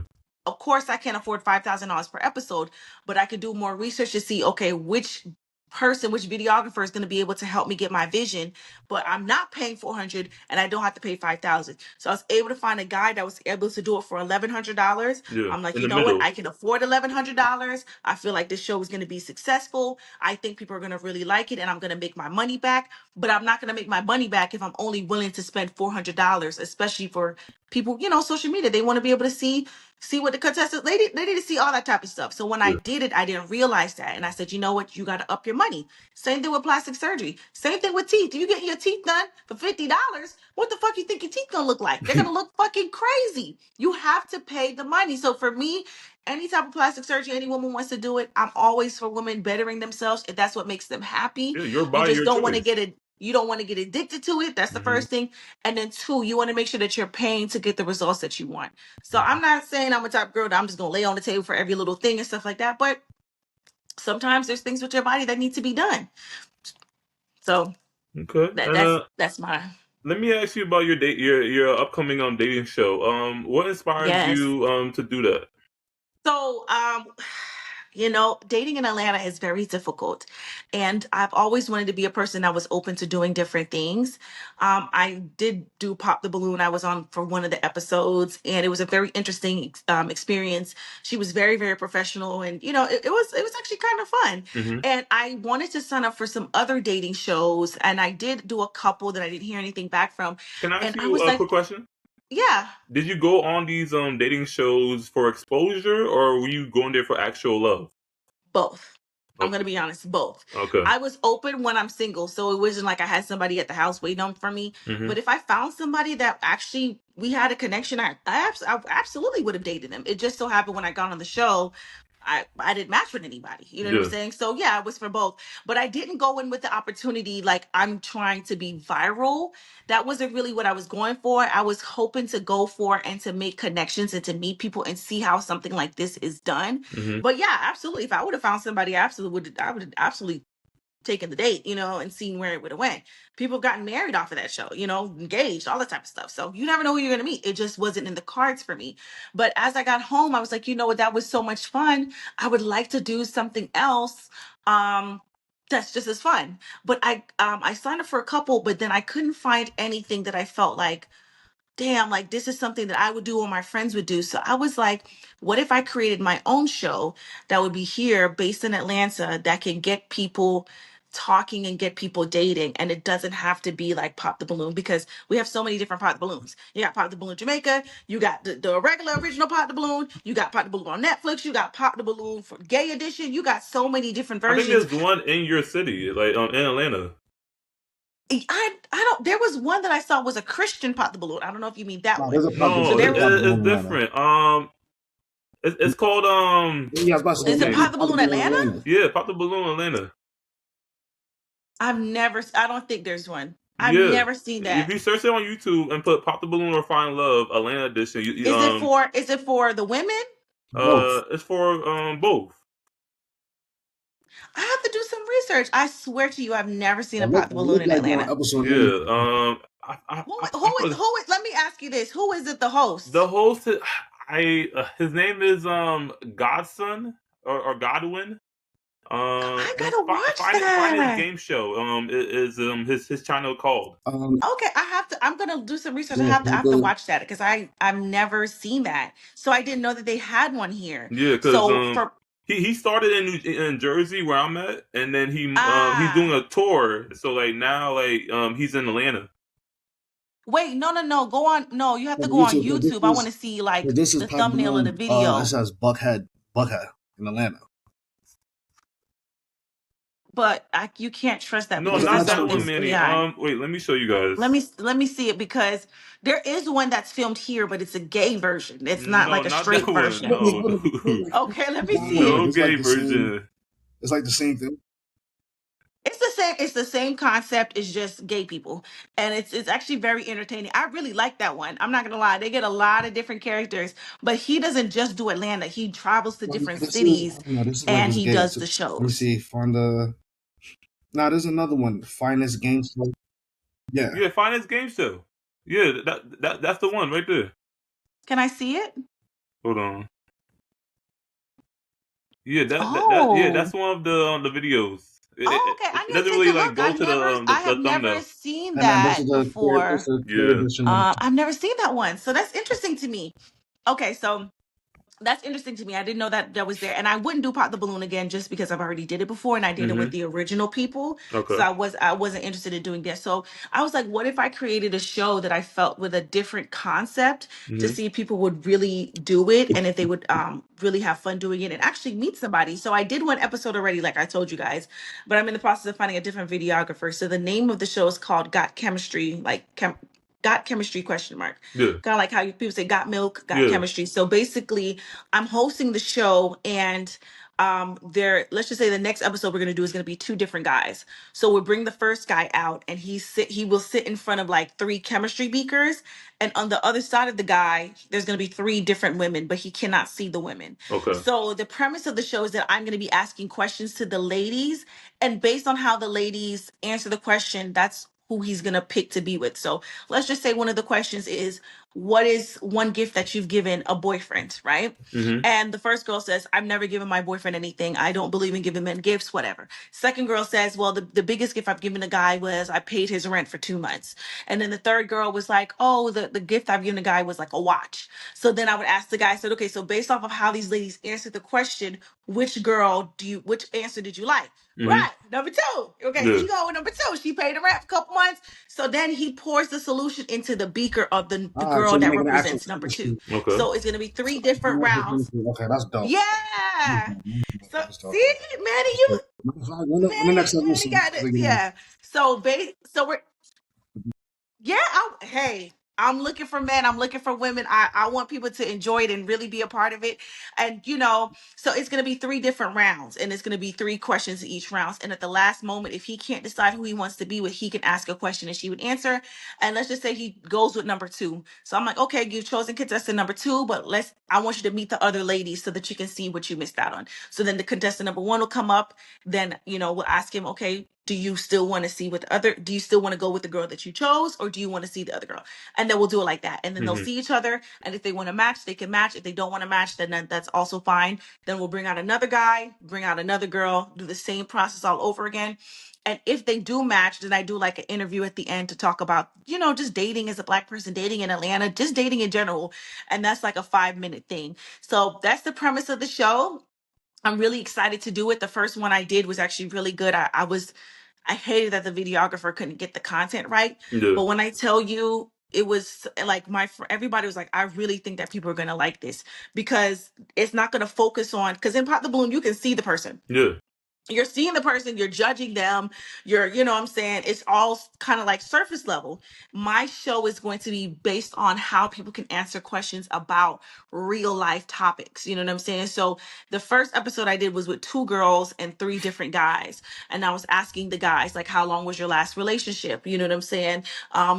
What do you feel comfortable going out on? How many times do you feel comfortable going out per week? Things like that, so that she can get a picture of, okay, I think I like the way contestant number 3 answered this. And then when they see each other, okay, so you saw him, you don't like him, why? You know what I'm saying? He answered all the questions, really forcing people to figure out, like, why aren't we able to date and really connect in that way? So that's what I thought of. It's still in the works. I'm going to do another episode before the end of the year, and then I'm going to put it out next year and see if people like it, see if that's something that they want to do. I didn't want to take anybody's idea, so I didn't want to do a Pop the Balloon in Atlanta. I just feel like there's already an original show. There's already so many different versions. See, I didn't even know there was one in Atlanta. I didn't want to do that. So my show, it is going to be based in Atlanta, but it's going to be a whole different concept. And then you have the chemistry part. So yeah, that's my show. Okay.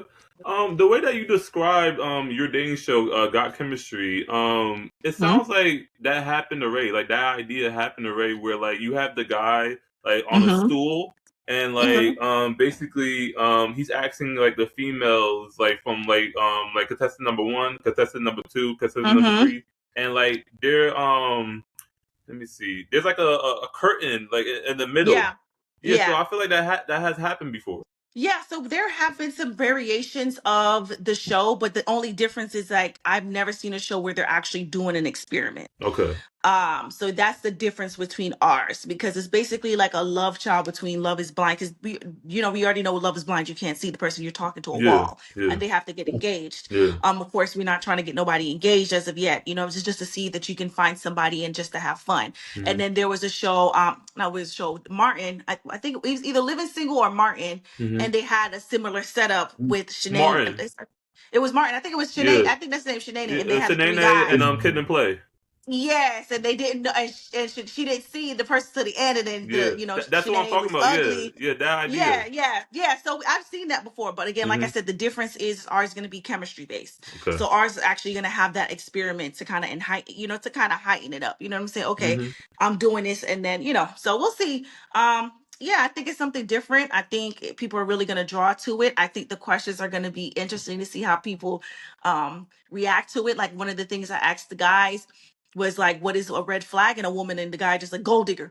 And we're like, okay, well, like, what is a gold digger to you? And, so at the end, he was like, damn, I can't believe I said gold digger. I said, well, you spoke your truth. That's, that's not something that you like. That's not something that you like. But I don't want it to be where people are making fun of other people. I don't want it to be where people are just being nasty for I mean, views and you don't just trying always to be. get that though. Like people making fun, like Yeah, you're roasting. right. There may be a couple people, but I don't People want are it. I mean. don't want to encourage that behavior. Yeah. You know what I'm saying? I don't want that, because let's just say I go on. If some, I want to treat people how I want to be treated.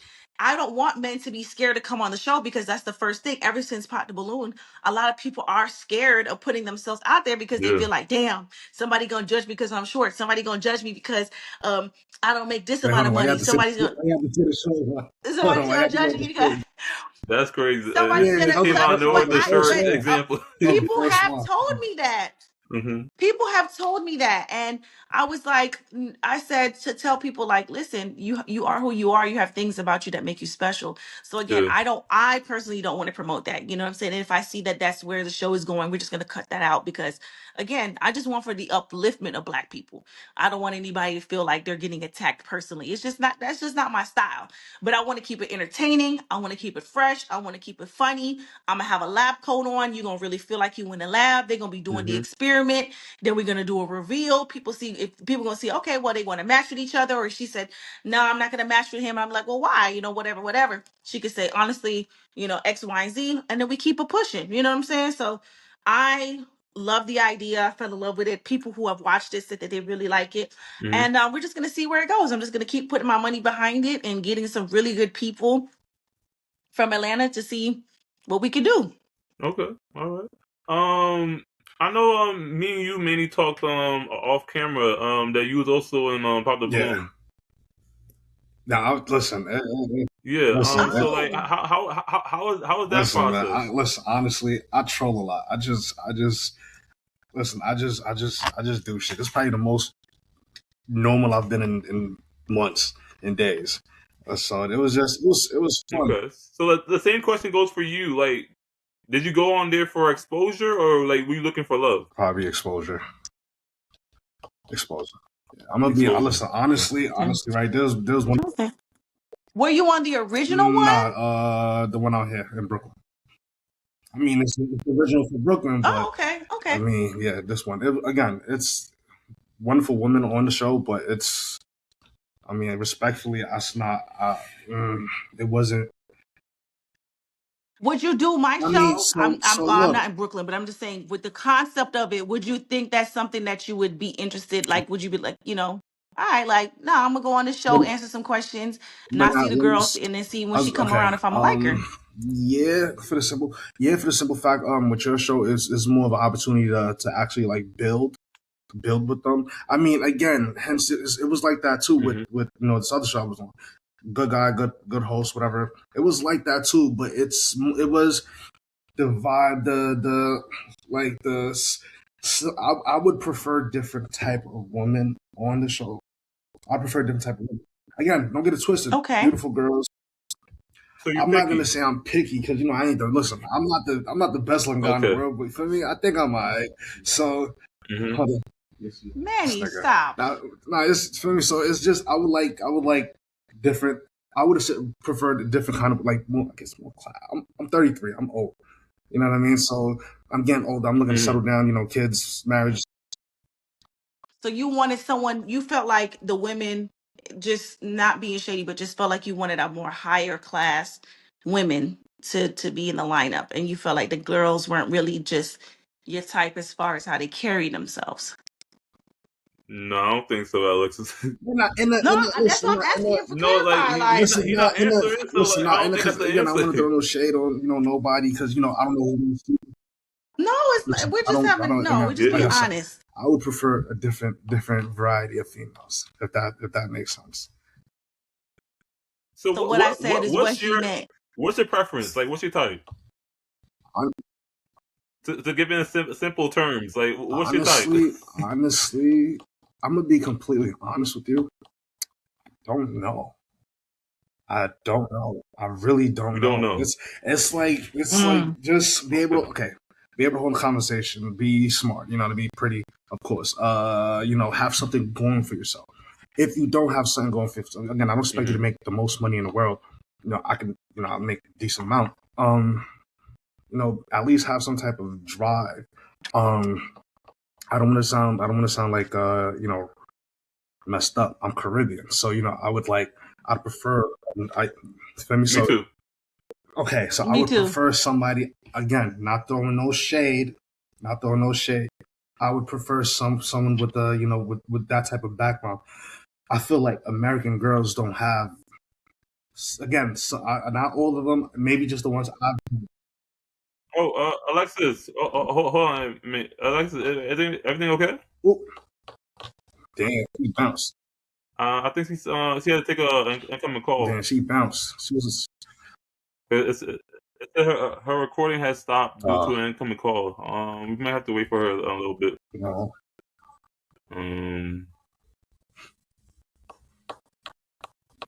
Hold on. Let's wait till she comes back. It might be like a pouring call. Copy. Where you from, if you want me asking? Nationality. Me, Haitian? I'm Haitian. Copy. Talk about Zizzle. Yeah. Oh, I'm not fluent. I could understand it, Yes, but baby. I Ain't you can't from speak Jersey? Come on, man. it. Wait, yeah. Wait, hold up. She's back. Let me press. My apologies. I'm sorry. Alexis? Someone was trying to call me. So I understand you said you want a pretty woman and you want everything what every man wants, but do you have a physical type? Honestly, just physical. Because I ain't gonna front. I kind of started liking tall girls. I don't know why. So yeah, I kind of like tall girls. Okay. I think it's probably because, What do you consider tall? honestly, anything that was taller than me. My ex was 5'8". My ex was 5'8". That's not bad. Okay. This other Yeah, it's ex, not too bad. that's Yeah. not bad. But So like she an was inch. slim, so it made her look taller. For me, it kind of made me look like I had money. You know what I Yeah. mean? A tall girl. So you like slim women? Honestly, nah, I like big girls. I'm sorry. I like you gotta look Okay. like Okay. Yo, be truthful. Like, This- you're on you the know what? TRUTHSERUM podcast, Listen. okay, Manny? Okay? Don't throw Listen, any words around. Speak your piece.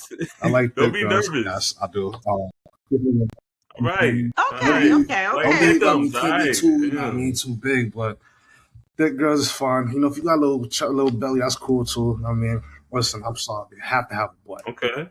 Have to have a butt. I'm sorry, have to have. Oh. Need a butt. If you don't Okay. have a butt, you gotta make it up. And you feel me? So that's why the girls get into No, BBLs because you want a butt. Here's the thing: you can have a little small, cute butt too. But listen, you can't be heavy up. What if I wasn't born with a you wasn't butt? born with a butt. Then you got to make it up with your personality. Again, that's why I don't have a type. But does it always work on that way? Like, does it always work along that line? Like, with like just the personality and like with Listen, a flat I behind? can show you a girl that I was No. with. Well, I'm not gonna show you, but I can show you a girl. She had nothing. Yeah, you don't gotta do that. Listen, We're not trying to like, expose I'm saying, anybody. she had Yeah. nothing. Like my mom used to make fun of her because she would come to the house. My mom would force her to eat. You understand? It's like that's how slim she was. Wait, so y'all said y'all Caribbean. Like, where y'all from? I'm Haitian. I'm Haitian as well. Haitian. I'm Jamaican. Okay, I'm Jamaican. So you know what I'm Okay. saying. You know what I'm saying. No, I get it. I'm just I'm just, you know what I like to hear. I love hearing men talk about this type of stuff because I really feel like that's why people love dating and dating shows and stuff like that, because it gets to show people's different personality and you never know who you're gonna get. That's why for my show, I really want to get all types of different people. So just that you see that you never know the person that you may match well with or answers the questions in the ways that you want may not look the way that you may feel. I don't want it to just be black people. So the first couple episodes, of course, is going to be majority black, but eventually I would love to do a show for LGBTQ people. And I would love to do a show for, mix it up. Some Latinos, so white people see how they are. And then see like, oh, wow, like I was talking to a white man this entire time, but he is cute and I like the way he answered it. You know what I'm saying? Let's just see if there's a match there. So my show, I really wanted to be innovative, or at least as innovative as it can be, and to get people talking and riled up with these questions and stuff like that. So I'm super excited to put it out there for the world to see. And like I said, it's something in Atlanta, but it doesn't have to be like you're not leading with your face or your body. You're leading with, okay, this is how I feel about this truthfully. You know what I'm How you saying? gonna And sorry to cut then you off? How you gonna do like the yeah. intro? Like, all right, how's the intro? So I had an intro already done. So with the first videographer, but I had a couple people, the people that were on the show watched it and were like, okay, because it was like a white background. They came into the frame, did a little 1-2, and then they walked out the frame. So he felt like them walking out the frame was like unnecessary. Again, I want to do something different where it's not like I don't want to take so much from other people. I want Got Chemistry to kind of stand on its own legs, so I don't want to just take from other people's formats. So once I get the new videographer on board, I'm going to start asking him what he feel like would be a really good intro for people that would keep people's interest. So Yeah. I did a lot of research on some of the other dating shows. So there was a show called Next, where it was one lady and it was like 5 different dudes on the bus, and they would all get like maybe 5 minutes until she wanted to say, okay, next, I want to meet the next person. And then she wanted to date the person. She would say, hey, I want to date you. Do you want to take the money for being on a date with me, or do you want to get to know me? And then he would decide. So after watching some of those shows like that, I'm like, damn, those intros, it was kind of like a freeze frame where they'll just like freeze the person and they say, okay, she's Alexis, she's 30 years old, she does this, and there's some music in the background. So I'm playing around with that idea. I think that would be kind of dope. You know what I'm saying? Where they just going on the person and be like, okay, Manny, 33 years old, IT tech. You know what I'm saying? Versus them showing their body and doing a little, So we're playing around with that. So I just want it to be something fresh and funky that people are going to be like, this is kind of different. You know what I'm saying? Play around with the chemistry theme. Maybe when they match with the next person, it'll be two beakers that go like this. There's just so many things that I can build off of the chemistry portion of it, because all the other dating shows that I've seen, they don't really do an experiment or anything like that. You know what I'm saying? Yeah. It's just more so, talking. Yeah. Let me ask you this, because like I just want to know, for a person that's doing a dating show, do you have to like be in a relationship to do a dating show? You could be single. Well, Arlette, the originator of Pop Moon, she's married. I Yeah. don't know about anybody else in their relationship status. hmm I am single. Okay. And I think it's not better to be single, but I think it offers a unique perspective, because I'm asking these questions for the ladies or asking these questions for the guys, Yeah. but I am also in the dating world, so I know what's about. Like, for example, one of the questions that I asked the guy was, how long was your last, like, your longest relationship? hmm One guy said 5 years, one guy said 6 years, and then one guy said 8 years. So I could have left it at that, but for the guy for the 8 years, I said, well, can I ask you why you all didn't get married? And he was like, he didn't say too much. I don't want to force it and be like, oh, she was a bitch or nothing like that. But, just to say like, why didn't you get married? He just said, well, actually, we were going to get married in X, Y, and Z. But he said, things just don't work out. And we're still cool or whatever. It's just, it didn't work out. So I'm able to ask these questions, but I know what the follow-up is that the women are looking for. You know what I'm saying? Yeah. How many kids do you have? One guy said 2. What's your relationship? Okay, so we got a man, we have 2 men here with no kids, and the third contestant has 2 kids. What is your relationship like with your child's mother? Well, we're cool, we co-parent, everything's fine. You know what I'm saying? My kids are such and such age. Simple, that's it. You don't have to talk about your kids no more, because Yeah. that's nobody's business. We just need to Yeah. know if you have kids or not. So, and that's another thing too, like on Pop the Balloon, it was niggas with kids. My deal breaker was I don't date men with kids, and only one guy popped on me, and he was like, "Yeah, I got a kid, so I can't do it." And I was like, "Damn, no hate to you. I'm pretty sure you're a great dad. I just don't really date men with kids, not at least not anymore." So I'm hopeful that me being single and me being in the dating world, I can ask the questions that the women really, really want. You know what I'm saying? So I don't want everything to be just social media 50-50, who gets the first plate, your mom and daddy argue. I don't want it to always be that. Of course, I'll sprinkle in those questions because social media love those questions. But when people really watch the episode, they're gonna be like, damn, all right, this host, she really going in with the questions. She's being creative. She's asking X, Y, and Z. She's holding these men and these women accountable. Like, I'm gonna be making commentary. Like the girl that said, like, let's just say a girl said she don't buy her boyfriend nothing. I'd be like, girl, really nothing? Damn. Like, you know what I'm saying?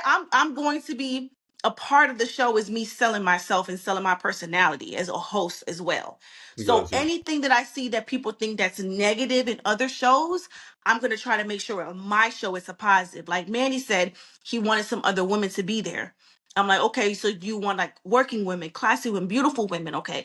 So for my show, I'm gonna make sure like, yeah, you get more clicks if a girl looks crazy. I'm not gonna tell nobody how to dress, but I'm gonna let them know, like, yeah, how you dress is gonna be shown on the show. So I'm gonna make sure that the women, they come in, they professional, they look good, whatever the case may be. Even though she may not be your type, she still carried herself well. Same thing with the men. It's gonna be men that are working men. You know what I'm saying? He don't gotta be the tallest man in the world. He could be regular height, but he carries himself well. He smell good. He came up to you, it's like, it's nice to meet you. We matched, you know what I'm saying? I really want to get to know you, see if you want to go on a date or get to know each other.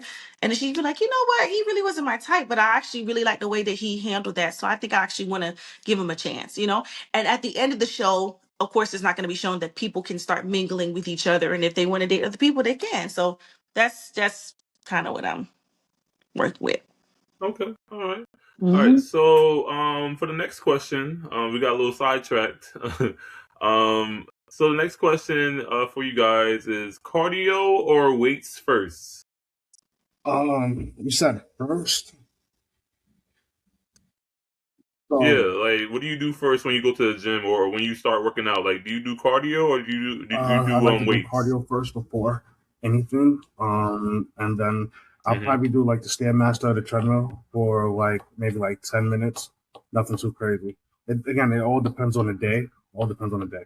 If I'm going to do legs, I'm not doing too much cardio. If I'm doing anything else, yeah. As of right now, I've been doing a lot more cardio. I got like a little bit big. I got a little bit Okay. bigger. I used to weigh. I'm gonna get back to 230, 225. I'm gonna get back to 220. Again, for Mm-hmm. someone my height, that is Miss Doctor, morbidly obese, but no, I'm like big, so. Hmm. I do cardio first, Okay. always. Yeah, always. 30 minutes minimum, and then I'll lift weights for like 10 to 15. That's my 45-minute package. Got you. Got you. Okay. Next question. How do you guys stay motivated? Like, what makes you like basically consistent on going the next day? Like after like you done it for one day, and then like what makes you to go again? Well, not being in there for 4 hours is a start. Okay, a little shade towards me. Okay, I I'm understand. Yeah. just pulling your finger, but no, No, it's cool. It's for cool. me, I think it's just sometimes, even when you don't feel like working out, I think it's always better to have a bad workout than to not go at all. So Mhm. even if I feel like, damn, I don't really feel like it, I'm like, okay, Alexis, you don't want to do the elliptical or the stairmaster, that's too much movement. I can sit on the treadmill for 30 minutes and just go on a high incline. It's just about the fact that my body is moving. So that's how I just kind of put myself like, okay, Alexis, you're not gonna want to do it every day and be pumped up. But it's like, okay, you said you're gonna go, but just make it a chill gym day. That's how I stay motivated. What about you, Manny? Honestly, respectfully, I go to the gym to escape. So yeah, it's just like Okay. a cleanse my mind. So Mm. Okay. All right. Next question. Um, I feel like you guys answer this. I'm not too sure, but do you guys need to work out every day? Like, do you need to work out every day Uh, I mean, for I our would audience? say yes. I'm gonna say yes Hmm. to stay healthy because, like, again, food in America, everything is damn near processed. Everything, all this, like she was saying earlier, like a man could go to the gym and lose that in 2 weeks. What you probably losing is water. What's killing us is that what is it called visceral, Hmm. whatever.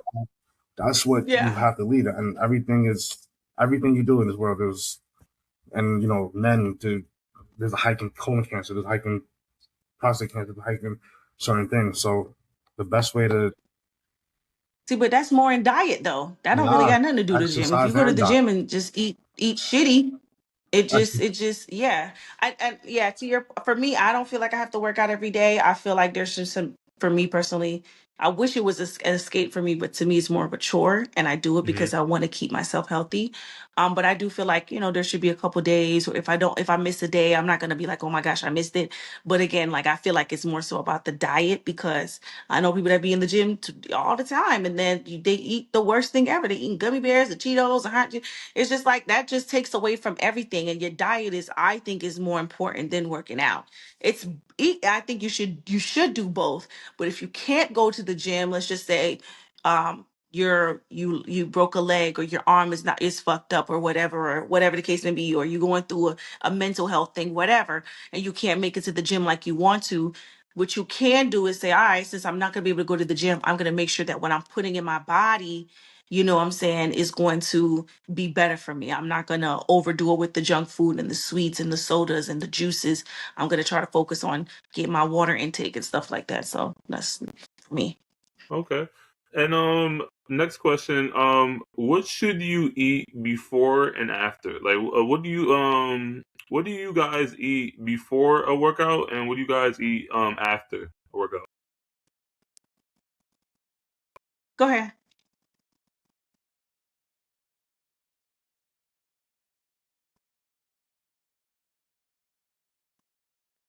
Mm.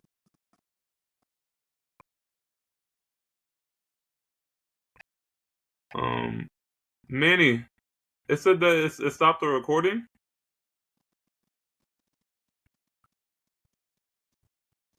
Manny, can you hear me?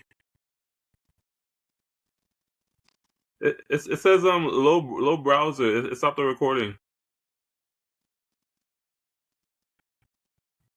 Yeah, I can hear you. Can you see us?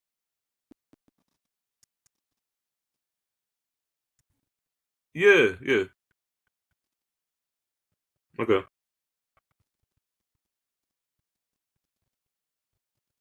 You don't mind waiting, right, Alexis? Yeah, I could be on for like 20 more minutes and then I gotta go. But yeah, Okay. All right. Are you gonna be quick, Manny?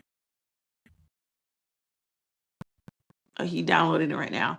Okay, well while he doing that, I'll go. Like he said, protein intake is really, really big. Um, Unfortunately, I could do better because sometimes I just starve myself, which is not good. You Not starve good. yourself. What? Yeah, I'm trying to lose weight, so unfortunately, I'm not doing it the best way. Hmm. But sometimes if I feel peckish, then I will get a banana, and For afterwards, the whole then day? no, not for the whole day. You said before and after the gym. Yeah. So if I'm going like okay, so I don't eat breakfast, which I should, Okay. but I don't eat breakfast in the morning. If I'm feeling hungry, then I'll drink some tea or some coffee. I'll Hmm. try to do a heavy lunch depending on what if I'm doing a heavy lunch, I'll do a light dinner so I can calorie count. So let's just Okay. do I do a heavier lunch, but I still feel a little hungry before I go to the gym. I'll try to eat a banana. I'll eat a banana so I don't pass out. I eat a banana, drink some water, and I don't over push myself. So then after that, when I get off the out of the gym, then I'll drink some bone broth Yeah. or onion soup, and then that'll usually calm my stomach. But on the weekends, I do up my calorie intake. It's just Monday through Friday, I really try to lower my calorie intake to lose weight. Okay. All right. Minnie, can you see and hear us? Yeah. Okay. Is it angled good? Let me see. Okay, because it's shaking a little bit. Is this better? Yeah. Mm-hmm. All right. So Yeah, I don't know if you were finished with the question. um, what else? Okay, no, Tuna. oatmeal, tuna, yeah, or some eggs, like boiled eggs. Sometimes I'll just drink water. Um, what she said actually is not bad. If she, to lose weight, everyone is supposed to. I'm not gonna say everyone. You're supposed to fast. The best way to do it is at least 72 hours. I don't know if anybody's gonna do that here, but Yeah. yeah, you fast for like 72 hours. It kind of like restart your body and get yourself going and stuff. So But yeah, basically, not eating for like the whole day. to I would say honestly, I would say 48. Well, 36 hours. Yeah, but yeah, 3 days. Yeah, some Yeah, people I do. can't do They that. do intermittent fasting, right, Nah, I Manny? can't do that. Yeah, Intermittent people fast. people do intermittent fasting. It I works. gotta eat. If I miss one day, yeah, I'm gonna die. Like I So gotta the eat. thing is Nah, some people. Yo, if I miss one day, like my But stomach listen, but like Drizzy, cramps up. you may Like, not be trying to lose weight. Me and Manny, uh, we trying to do something different. So okay, everybody's body's goals in the gym is different. Some people yeah, may be trying to do body composition. mm-hmm, Some people just trying to lose weight. Some people not even they just trying to get active. You know what I'm yeah, saying? Listen, So everybody's listen, yo, Alexis, what you not understanding? He's in the gym for 4 hours doing push-ups. I So ain't never he heard no doesn't. shit. So You need to go he to the doesn't use. military. Hey, look, mind you guys, that was what I was doing before. I don't do 4 hours anymore. I do like 1 to 2 hours, one I and a thought he was gonna half. say. I thought he was gonna say three. No, no, no, no. Listen, We talking Drizzle. about. Now go Nah, ahead. because Drizzle. I had Do what you need to do a in the rare gym for an medical hour. condition. I had a rare medical condition that like I had to reduce like my workout situation. So like now like I have to like really like be careful and like take my time in working out because like basically if you guys I don't mind sharing. If you guys don't want to know that, that's okay. I mean, it's up to you. I mean, Yeah. listen, Yeah. I had cancer. Okay. but you're good now. Yeah, I'm good. That's what's up. God is good. Yeah, hmm So yeah. now, So so a part of that, you're trying to you have to be careful in the gym. yeah, I feel like this is my unpopular opinion. I think you should be able to get whatever you need to do within 1 hour in the gym when you lock in. yeah. And for me, when I was able to do it 5 days a week, I just can't do 5 days a week anymore just because I have so much going on. But when I was going 5 days a week, okay, Monday, I was doing cardio every day because I just did cardio every day. But then Monday would be like, okay, Mondays, Wednesdays, Fridays, I'll do glutes. Tuesdays and Thursdays is upper body. Or I'm sorry, Tuesdays and Thursdays upper body, Wednesday was core, and then Mondays and Fridays was glutes. So Hmm. that's what I would do. You know what I'm saying? But I think an hour in the gym, if you can't get what you need to do an hour in the gym, there's only so much you can do. You know what I'm saying? And then if you're at a public gym, to be courteous of other people, like people be Yeah. you at the Smith machine for 3 hours, my nigga. Like, yo, my nigga, like people That's waiting on why that, I my stayed nigga. at the gym You for know four what I'm hours saying? because everybody took like every machine and I had to wait for them. So that's So not that's Oh, okay. why. So you wasn't actually working out the whole 4 hours. Not the whole 4 hours, yeah. oh, But okay. Okay, So like, I that's so what nah, like we 'cause Manny. half This of you is had what that us was Manny me here. seemed waiting like, for the other Manny. people, yeah. I thought he had Manny like seemed like he went up in look, that bitch. look, like back to back. You had us thinking you just That's what we thought. Okay, that makes Nah, nah, sense. That nah, at makes this point. I thought you bought the gym. You rented it for the like. I didn't know. Like nah, that's nah, my fault. Man. I Yeah, an apologize hour for that. nah. tops. I really feel like if you go in and you lock in, especially if it's not busy, then I definitely feel like an hour should be good. And then, like you said, like what me and Manny was saying, you just focus on the diet. You gonna do what you need to do. You know what I'm Hmm. saying? And we're like Manny 33, I'm 30. How old are you? I'm 27. You're 27. So you coming up behind us as well. So Yeah. you as we we age, our body works differently. Different medical issues and stuff. Like I had anemia and hypothyroidism, so it was a hormone condition. I have to be careful of what foods I eat. I have low iron. So that means if I don't want to take iron pills, I need to be doing a lot of spinach, a lot of greenery. You know what I'm saying? So I try to incorporate that. I don't like eggs only because I'm in the breakfast restaurant. And so the eggs, the smell. But when I am feeling for the eggs, I make sure I said, okay, get some eggs, put some onions, some spinach, some peppers in that. You know what I'm saying? And sometimes if I'm feeling froggy, I'll do the egg whites. So, there's just stuff that we have to do to make sure that we're keeping up on our body. So the reason why I saw that you mentioned diet. So like the next question I want to ask you guys is diet or exercise better for weight loss? Honestly, You can only pick one. ooh, Diet. Okay. Why? It's all about the diet. You eat less, you dropping the weight. If Hmm. you have there's a calorie calculator, you put in your height, your weight, and you kind of put in how much you want to lose. And they say for aggressive weight loss, you stay underneath these calories. For regular weight loss, which is what I employ people to do, you stay under this calories. And if you want to lose a little bit of weight, then you stay under this calories. And that's all about your diet and what you intake. For me, I was like, damn, I'm not losing any weight, but I was drinking a lot of soda. People don't understand the sodas and the sauces; those are extra calories. You have to be careful of that. You know what I'm saying? Yeah, I So don't drink soda anymore. Like I only drink juice and water. I'm working on it. I'm not even gonna sit here and lie to you. If you put a Hmm. Dr. Pepper in front of me, I'm drinking it. Yeah. But I'm working on doing better. So for me personally, I say diet now. Just only because you said we had to choose one. Yeah. Okay. So what about you, Manny? You find it a little difficult? exercise. I'm sorry. The more intense your exercise, you get. Here's the thing: there's people that eat whatever. Yeah. Exercise could potentially speed up your metabolism, help with insulin intake, help with certain things. A lot of people don't know what exercise to do. Mm-hmm. Again, me personally, I got a little belly now. Mm-hmm. Once Yeah. I lock in, this belly's gonna be gone. Mm-hmm. I can eat. I still eat because like I went pescatarian for a while, right? I just recently cheated. When I Yeah. went Mm-hmm. pescatarian, I wasn't losing weight. Hmm. I mean, I was, but again, one thing that kills me is not soda because I don't drink. I do like Sprite here and there. Mm-hmm. Probably drink juice, a lot of water. Is going out and alcohol. Mm-hmm. That's one of my main. And I'm not no alcoholic now. Let's not jump there. But if I'm going out and all these social drinking, Yeah. Hmm. really, like you can see where the weight is going with beer bodies and bellies and whatever or certain things. Like Mm-hmm. it's like right. Mm.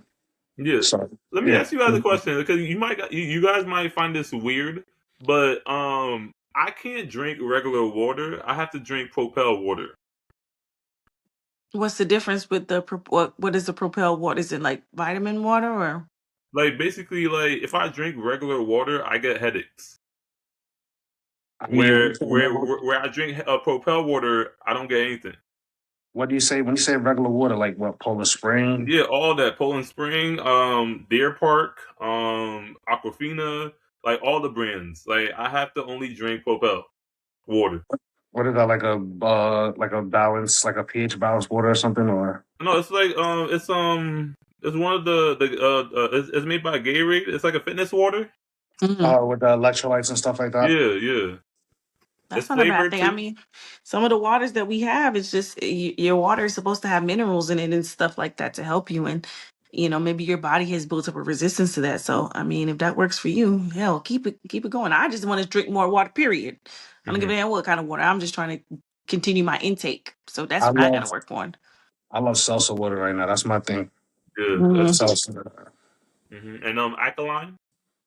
alkaline water. Hmm. Honestly, not. If I'm gonna drink water, honestly, like I only bought this because it was on sale. Yeah. The 48 pack. But normally I stick to brands like Mountain Valley or Mm. yeah, like like good stuff. Sometimes Saratoga Springs was sparkling. And again, like I said, I do a lot of salsa. So if I don't salsa my own water, um, I just I do like the regular brands, like Canada Dry, Halls or whatever it is. Hmm. But yeah, Okay. So salsa. look, being that Alexis mentioned that she has a little bit time, so we're gonna skip to the last two questions. The second to last question is consistency truly that important? Of course. That's everything. If you don't have that, you don't have shit. As a Okay. man, you're supposed to be consistent regardless, whatever you do. Hmm. That's working out, relationship. If you got an idea, that's the whole thing. Yeah, like if I'm if you got a podcast, you've got people that's looking to be, see you at a certain time every week, that's why consistency beats out talent. You got so many people that's talented, but they're not consistent. And then Mhm. people are going to move on. So, that's the whole social media world, the content world. People are always constantly looking for that. So if you're not consistent, then what's the point? Same thing with dating. If you're not consistent, what's the point? So that's consistency is everything. Yeah. Because like, let me ask you this, because like you mentioned with your dating show that you had to change videographers Mm-hmm. because the episodes weren't looking good, right? Mm-hmm. So you saying consistency, Mm-hmm. but you want good quality though at the same time. Absolutely. So So how's that gonna work? well, so for me, that's why I haven't put out the episodes yet because I didn't feel that because I didn't feel like it was the quality wasn't there, and this is Yeah. 2025. So in order to keep people's attention, apart from it, like just being like, oh, this person looks crazy or said the crazy thing, people want quality. So for me, that's why I said I'm gonna try this new videographer, see what he can do, Mhm. and then keep pushing that out. You know what I'm saying? Because I know what I'm looking for when I see it. But if Okay. I would have put out the from the first videographer, and then people would have liked it, but I didn't like it, and I'd have to wait another month or two to get another episode, people would have already moved on. Yeah. So that's why I said I'm not putting it out until I make sure that when he shows me his final project, I'm satisfied with that. You know what I'm saying? So that's Mhm. where that comes from. You know what I'm saying? Now, to your point, everything's not going to be perfect. And I Yeah. was a perfectionist. So if I wait for the perfect, once you know how it is, you have a podcast. Sometimes Yeah. guests don't show up. Sometimes there's Mhm. technical difficulties. Mhm. My first episode, I wanted 4 guys. I Sometimes they called have one. last minute events. Yeah, I called one guy, said, "Hey, we about to start the show." He's like, "Oh, I'm not coming." I said, "Why not? You got the email, we did the Zoom meeting, you said you were gonna come, and then Saturday you wasted my time." So Like, I hate people like that. I was so frustrated because my show and my vision, I have a specific thing I wanted, and him not showing up, it kind of fucked up. It really fucked up the motion. Yeah. But I said, Alexis, you've already spent your money. People are already here. You need to calm down. One monkey don't stop the show. You got to keep going, and Mhm. that's the energy that I have to keep pushing forward. Wait, wait, Let's wait. just say I dropped. Why did Let's you just say use I dropped the first episode. wait, There's no Alexis? guarantee that I'm gonna go viral on the first. Who knows? It may Wait, get Alexis. 500 views. It may get no views. I have to keep pushing. Wait, Alexis, why did you use monkey as an example? That's the saying. One monkey don't stop the show. I never heard that before. Manny, you've heard that before. That's yeah. Well, yeah. Man, you heard that before? This is the first time I'm hearing this. One You monkey never don't heard the stop it. song? It was a country song. One thing you gotta know, one monkey don't I'm stop not the really big show. in country like that. So like But that's it's why it's like still a very popular saying, even without the song. That's crazy. yeah, Or this is the first you time. ever heard the show must go on? Yeah, the show must go on, but I never heard the monkey part. Yeah, one monkey don't stop the show. No, like I thought you were trying to be funny in a way, like No, with the no, No, whole no, no, like no, no. monkey. no. That's a real saying. That's a real Thank saying. you, Okay, Manny. all right. Me and Manny Yeah, locked in. but now you gotta listen. He is rather he's a young guy. You know what I Yeah. mean? Yeah. He's 27. Me and Manny. Look, I'm close to there, like 3 years. Okay, I'll be 30 in 3 years. You, Listen. Enjoy your youth. I'm telling you right now. Hmm. Please, listen. You got something going on right now for you. I wish I did, but listen. Do you Yeah. mm-hmm. enjoy your youth, bro? Mm-hmm. Shit. They told Dwight to start kicking your ass. Like, Listen, I'm supposed to be going out with a friend, and I have to hype myself up because back in the day, what you mean? It's nothing. We going here. We going yo, here. what? It's 5 o'clock in the morning. We Yo, going here. Yeah. Now, yo, it's 2 o'clock. Yo, where the next spot at? what's the Yeah, next right. spot? What The are we next spot. Yeah, drinking? right. What's the next hookah? And it was Yeah. now I By not really by gotta be in my by nine bed. thirty, by 9:30, I'm in the spot. I'll be that motherfucker on the corner on the couch. Yo, yeah, what do you? What you That's it. doing at the Yeah, house in the bed? But yeah, nah. before, especially on my social media, I was known for being out. Like everybody's like, "Where you at now? You always out. You always out. You always out." But the crazy thing was, I only showed that side. I never wanted. I always worked 2 jobs, so I Hmm. never was like, "Damn, don't nobody want to see me get up and work 2 jobs." But if I was out getting a drink, I would showcase that. But now I've slowed all the way down, and I'm gonna slow down even more because most of my money is gonna be going into getting this project started. So I'm in the bed, but I had to go out tonight because I haven't seen my homegirl in a minute. But Okay. after this, if I wasn't going, I'd be in the bed. Yeah. Quick question for you. My fault. Sidebar. With the show, what is it? Is it gonna be like a live audience, or is it just gonna be So like I a? wanted it to be a live audience, but sometimes you have an idea, but you don't know what the cost is. Yeah. So if I was gonna do it live, I wasn't going to be able to control certain things. And so I've talked to some other, there was a set of girls that I've worked with before, and they have their own business and they used to do panels and stuff like that. Like I had gone viral a couple times because I had been on their panel, and the clip started making its round. People were just taking that clip everywhere. But I was telling them, hey y'all, I want to do the show, but I want it to be live and I want to sell tickets. And they were like, okay, Alexis, but you got to think about it. Like, you have to pay for the venue. And then, you got to pay for the time. And Mm-hmm. then what happens if people don't show up? And then what Mm-hmm. happens if people don't sell enough tickets? So I did a couple meetings, and then I said, okay, how about this? Let's just do it in a production studio. And then that way it's just the people there. Because another thing that I ran into, some of the guys are shy. One guy, he was so shy. He was a nice guy too.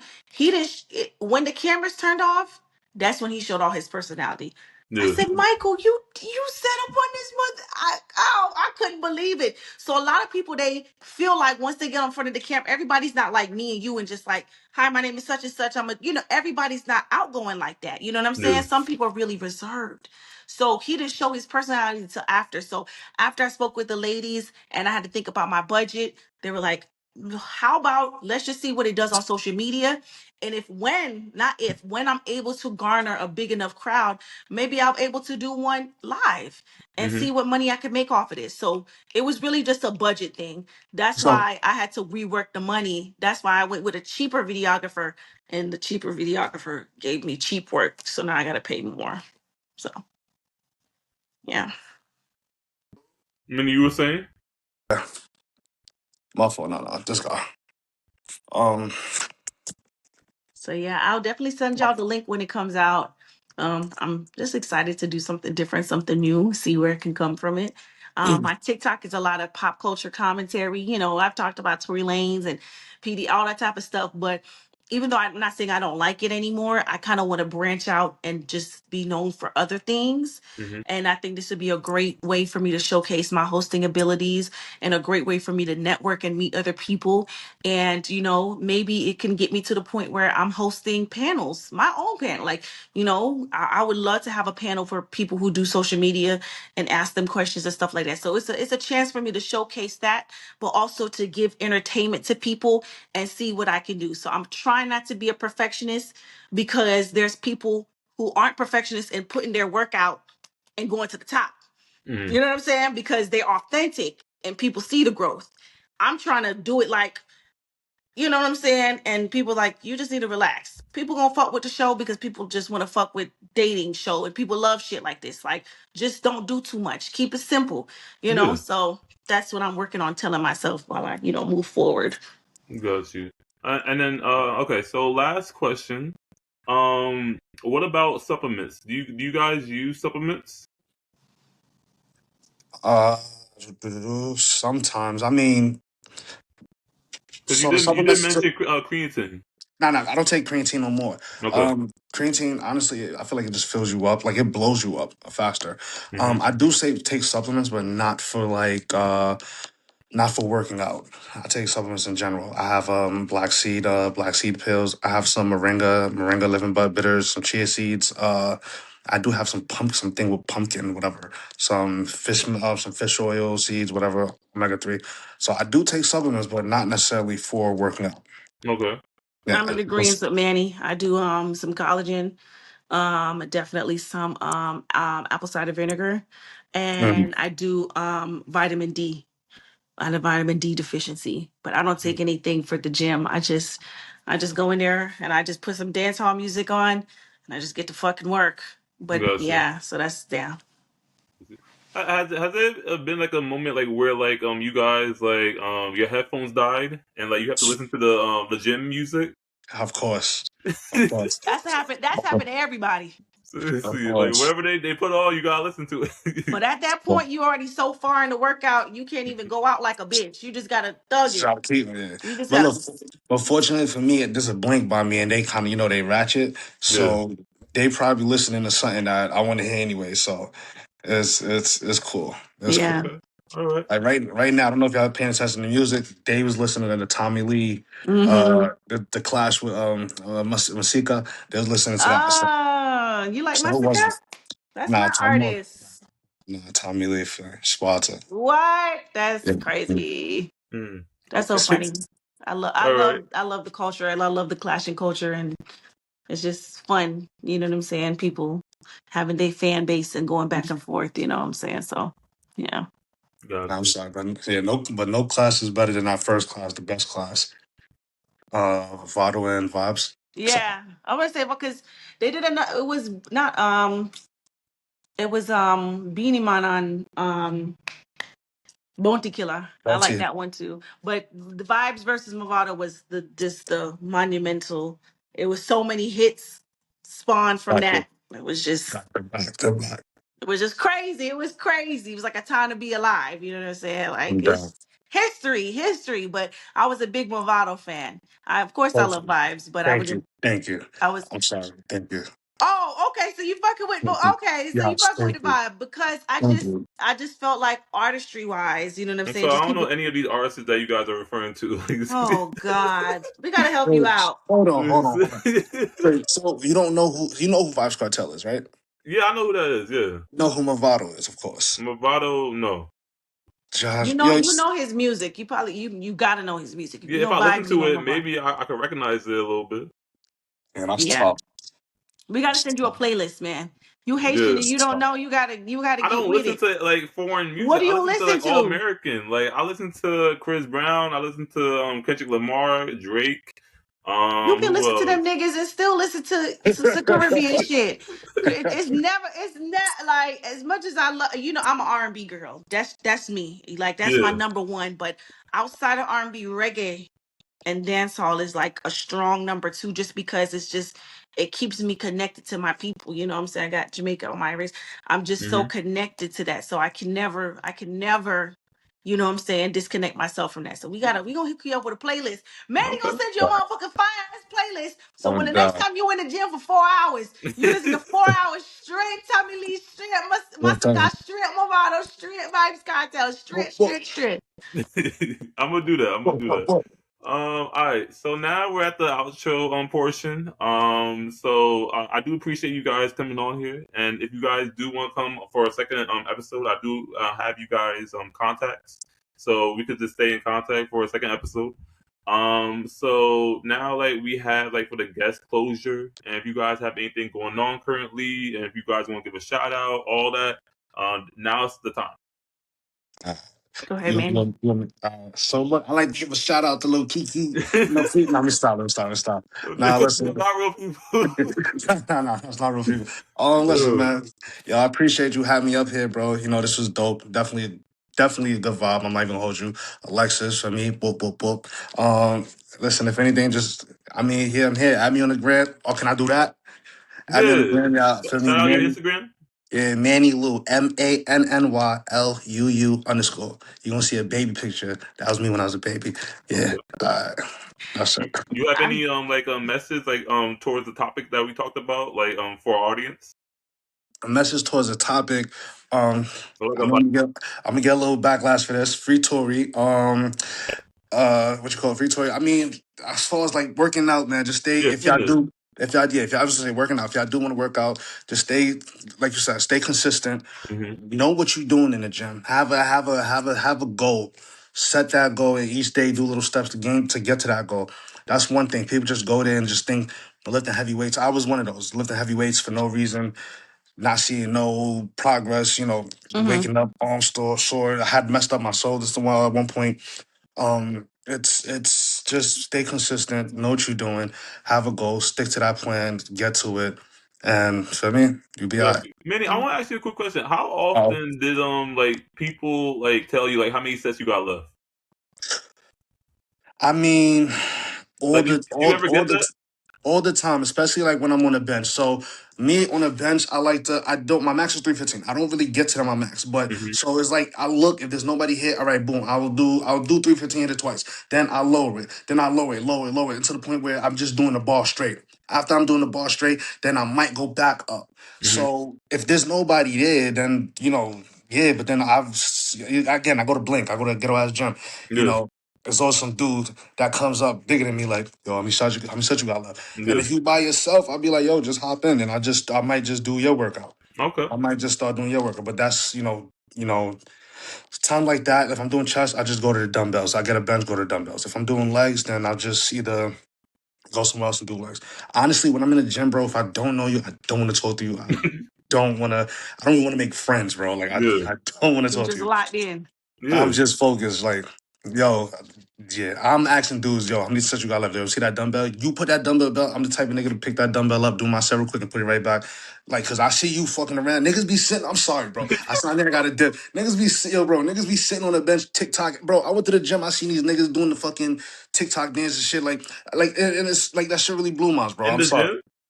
Guys, niggas go to the gym to fuck around. That's why a lot of people like certain gyms that you pay like we have like crunches a little bit better than Blink is nice. Don't get it twisted. Especially that's why I go in the morning or at certain times.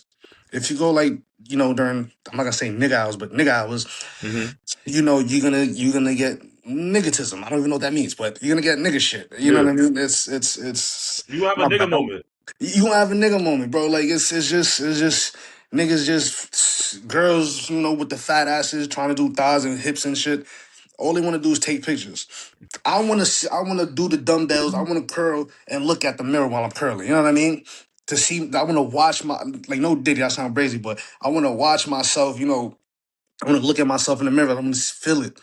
I'm standing next to a girl. She over here taking pictures of her ass. Her ass look good. Don't get it twisted. I'm looking at her ass too, but I want to focus on my workout. Mm-hmm. My fault. I'm shy, man. I'm Okay. just chatting up a storm. Let me stop. Now, do you have anything else for your outro before it's Alexis' turn? Nah, go ahead, girl. I'm sorry. My fault. That was everything for you. Nah, I think so. That's it. That's All it. right. All right. Okay, Alexis. I Wait. just Before you oh go, how often do guys like use like pickup lines at the gym like towards you? me. Yeah. When I'm at the gym, it's my apartment gym. So I'm gonna be honest, it's really no more than 3 to 4 people in there. And Okay. honestly, everybody just be doing their own thing. They be I'll be doing it. honest. And Okay. when I go to the gym, you know how people taking pictures they ass? I go to the gym dressed like Adam Sandler. Okay. Mm-hmm. I don't want like All I literally baggy. yeah, it's just very baggy, you know what I'm saying? Honestly, so but there are some gyms like if I would have went to LA Fitness and like Buckhead, niggas would be in it, you know what I'm saying? Whatever the case would Yeah. be. But then I don't want to feel like I have to look a certain way to go to the gym. And I pay so much money for my rent here. I'm like, I'm absolutely using my gym. And we pretty much got everything. So honestly, I go, like I said, I go right after work. So I try to get there no later than like 5:30 to 6:30. Honestly, Mm-hmm. don't nobody be in there. Sometimes it be me by myself. Okay. So I That's really don't dope. get approached in the gym. I really get approached when I'm out like at a hookah lounge or getting a drink, or I got approached when I'm in the mall or I'm at Walmart. But in the gym, usually everybody just be doing their own thing. Like Yeah. it be touch me not in the gym. Yeah. Do you want to get approached at the gym, or are you okay I like doing don't your own mind thing? it. I don't mind it as long as it's not rude or awkward. You know what I'm saying? Come up to me, how Mm-hmm. you doing? I'm doing well. But make it quick. Like if I don't interrupt my set. If I'm in the middle, you know what I'm saying? Don't be doing Yeah. that. You know what I'm saying? Just wait. There's a moment, and then if she's like, nah. If the girl say I got a boyfriend, just leave the girl alone. Or if I'm like, oh yeah, I'm okay or whatever. Just don't make it awkward because y'all both have to be in the same vicinity. I'm not against it. I mean, at the end of the day, you're gonna approach people when you want to approach people. Mm-hmm. But just trying to, I wouldn't do it when she's in the middle of doing something. Wait till she finished with the set, whatever. But so yeah, I'm not opposed to it, but I understand why someone would be opposed to it because just like, damn, I'm at the gym, I'm trying to focus. You know what I'm saying? I don't even want to talk to nobody, but you got to see what the vibe is. Just see I what the got vibe you. is. And like with you being a female, like how many times like have you told like a dude just to like get him away from you that you have a boyfriend? I have said it a couple times. Now I try not to do it more often. I just say I'm not interested. But the thing is, like, sometimes I don't like being a rude person. I don't like Okay. saying, nah, like, I don't like that overly aggressive energy. Sometimes I'll take the number just to be done with it. And if I don't respond, I don't respond. Like, And I think they get the message. Like one guy, he was trying to talk to me at the Dollar Tree. And I had my bonnet on, so I was like, "Yo, Nick, you mad wild for this?" You know what I'm saying? When he Yeah. gave me his number, I thought about it, but I said, "Nah, I'm just gonna pass for whatever reason," and just kept it pushing. But, yeah, I try not to make it no. Why you trying to talk to me? That's not. I don't even like being that type of person. You know what I'm saying? Yeah. Everybody's human. You gonna respect the person. If they feel like you look good, they should make. That's what a man's supposed to do. They're supposed to make a pass at you. Hmm. And if you feel like you want to take it there, then cool. And if you say no, then no. But usually for me, I'll take the number. When I had a boyfriend, I wasn't taking no numbers. I have a Yeah. boyfriend. Like I Yeah. have a boyfriend. You were When being I'm truthful. Like single, you wasn't lying, saying that, oh, I have a no, boyfriend, and you really no, don't. no. When I had my boyfriend, I had a boyfriend. When I'm Yeah. single, I don't really use the boyfriend line. I just take the number and then I don't text them. And then Hmm. that's how they know that okay, she's not interested. And then Yeah. it's just keep it pushing.